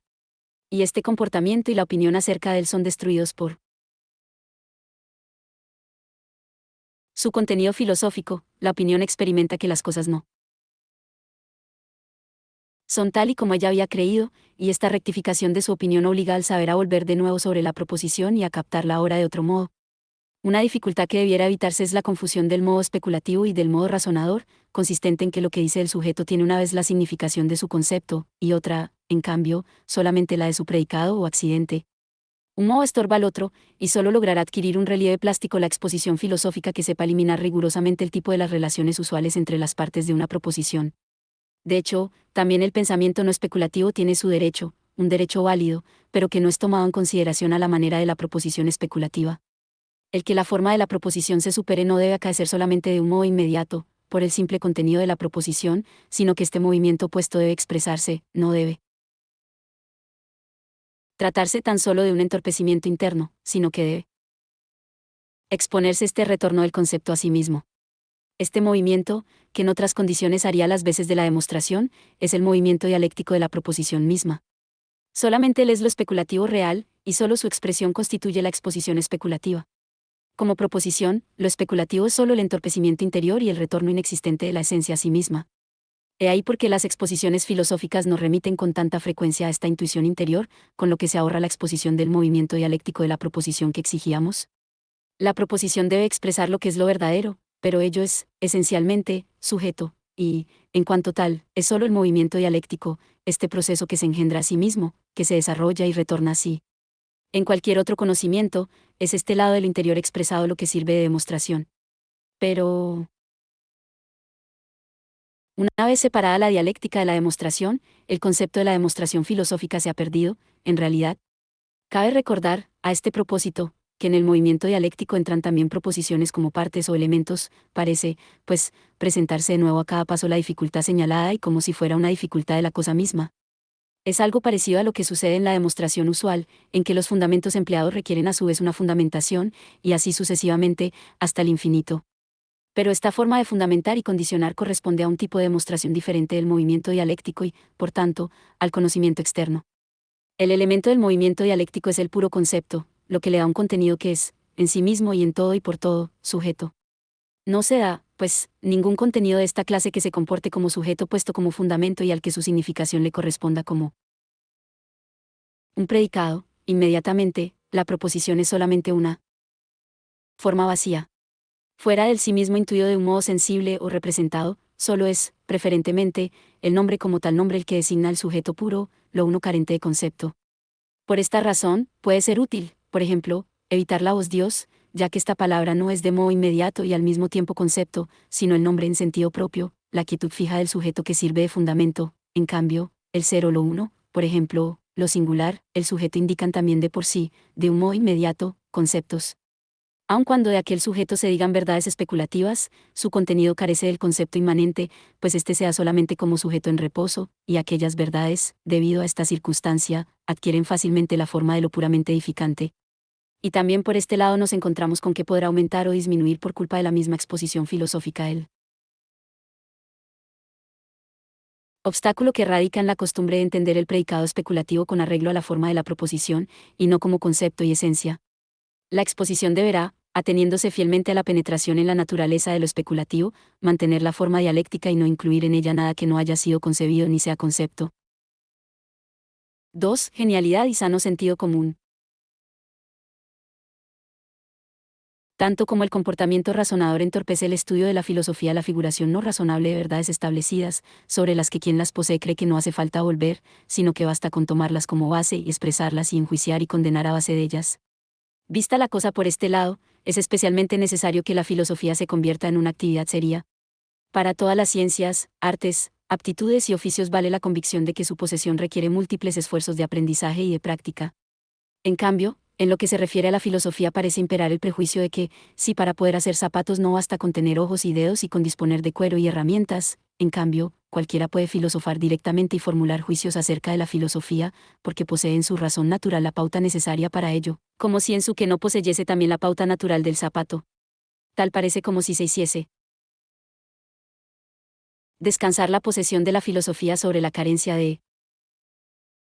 conocimientos y de estudio, considerándose que aquella termina donde comienzan estos. Se la reputa frecuentemente como un saber formal y vacío de contenido, y no se ve que lo que en cualquier conocimiento y ciencia es verdad aun en cuanto al contenido, solo puede ser acreedor a este nombre cuando es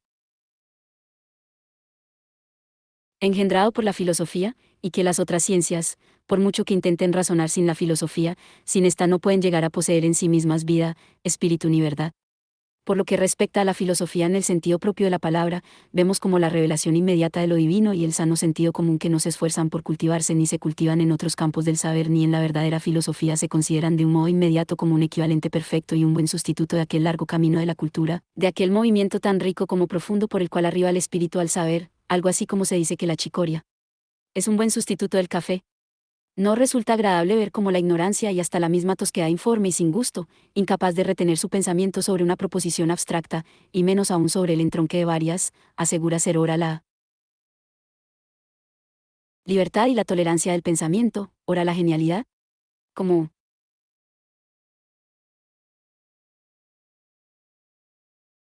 es sabido, esta hizo en otro tiempo tantos estragos en la poesía como ahora hace en la filosofía, pero, en vez de crear poesía, esta genialidad, cuando sus productos tenían algún sentido, producía una prosa trivial o, en los casos en que se remontaba por encima de esta, discursos demenciales.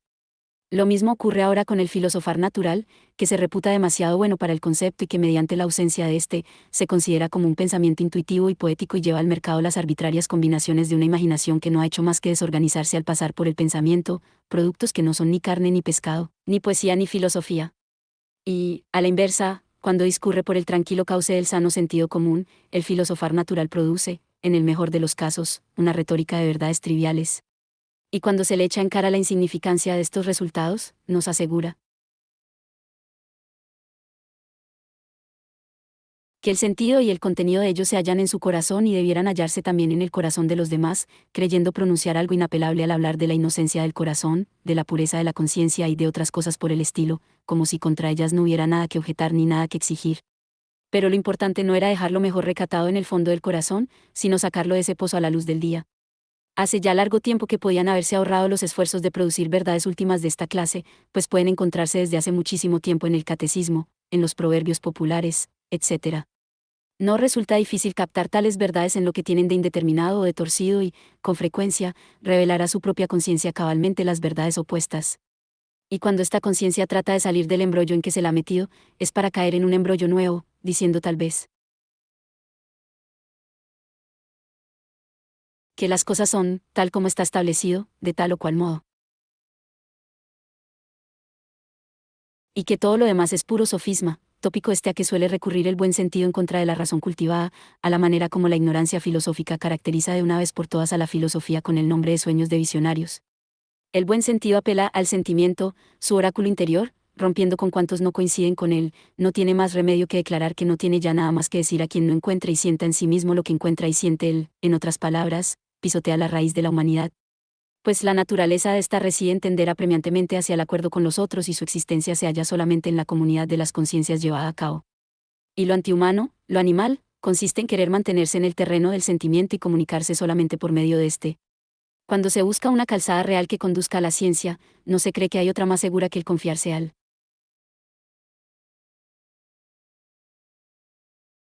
buen sentido, aunque, para ponerse a tono con la época y con la filosofía, se lean las reseñas críticas sobre las obras filosóficas e incluso los prólogos a ellas y sus primeros párrafos, que enuncian los principios universales sobre lo que se basa todo, del mismo modo que las reseñas, aparte de la información histórica, contienen además un juicio, el cual, precisamente por ser un juicio, trasciende sobre lo enjuiciado. Se marcha por este camino común con la bata de andar por casa, mientras el sentimiento augusto de lo eterno, lo sagrado y lo infinito recorre con sus solemnes ropas sacerdotales un camino que es ya de por sí más bien el ser inmediato en el mismo centro, la genialidad de las ideas profundas y originales y de los altos relámpagos del pensamiento. Pero, como esta profundidad no descubre aún la fuente de la esencia, estos destellos no son todavía el empirio. A los verdaderos pensamientos y a la penetración científica solo puede llegarse mediante la labor del concepto. Solamente este puede producir la universalidad del saber, que no es ni la indeterminabilidad y la pobreza corrientes del sentido común, sino un conocimiento cultivado y cabal, ni tampoco la universalidad excepcional de los dotes de la razón corrompidas por la indolencia y la infatuación del genio, sino la verdad que ha alcanzado ya la madurez de su forma peculiar y susceptible de convertirse en patrimonio de toda razón autoconsciente. 3. El autor y el público. Al sostener yo que el automovimiento del concepto es aquello por lo que la ciencia existe, podría parecer que la consideración de que los aspectos que aquí hemos tocado y otros aspectos externos difieren de las representaciones de nuestra época acerca de la naturaleza y la forma de la verdad y son, incluso, totalmente contrarios a ellas no promete prestar favorable acogida al intento de presentar en dicha determinación el sistema de la ciencia. Creo, sin embargo, que si a veces, por ejemplo, se ha cifrado la excelencia de la filosofía de Platón en sus mitos carentes de valor científico, también ha habido épocas a las que ha podido llamarse, incluso, épocas de entusiasmo exaltado, en que la filosofía aristotélica era apreciada en razón de su profundidad especulativa y en que el Parménides, de Platón, probablemente la más grande obra de arte de la dialéctica antigua, pasaba por ser el verdadero descubrimiento y la expresión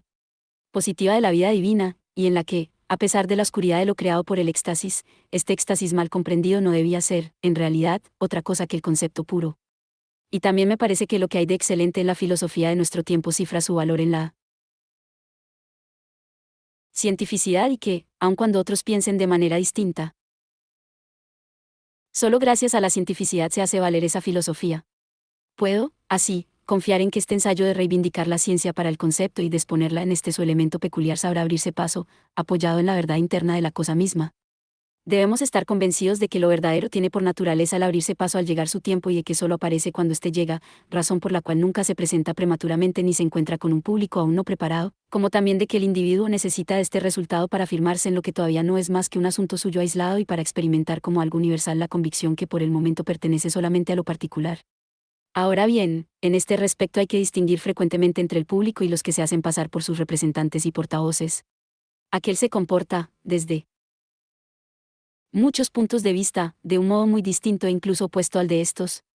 Mientras que el público, bondadosamente, se culpa a sí mismo de que una obra filosófica no le llega, quienes se hacen pasar por sus representantes y portavoces echan toda la culpa a los autores, seguros ellos de su competencia.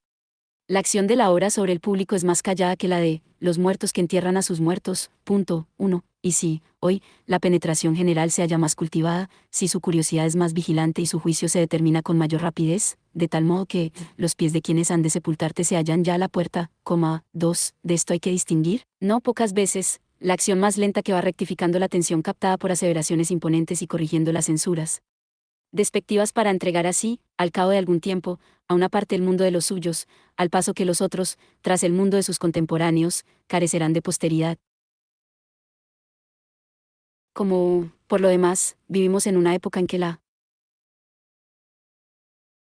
universalidad del espíritu se ha fortalecido tanto y la singularidad, como debe ser, se ha tornado tan indiferente y en la que aquella se atiene a su plena extensión y a su riqueza cultivada y las exige, tenemos que la actividad que al individuo le corresponde en la obra total del espíritu solo puede ser mínima, razón por la cual el individuo, como ya es suyo lo exige la naturaleza misma de la ciencia, debe olvidarse tanto más y llegar a ser lo que puede y hacer lo que le sea posible.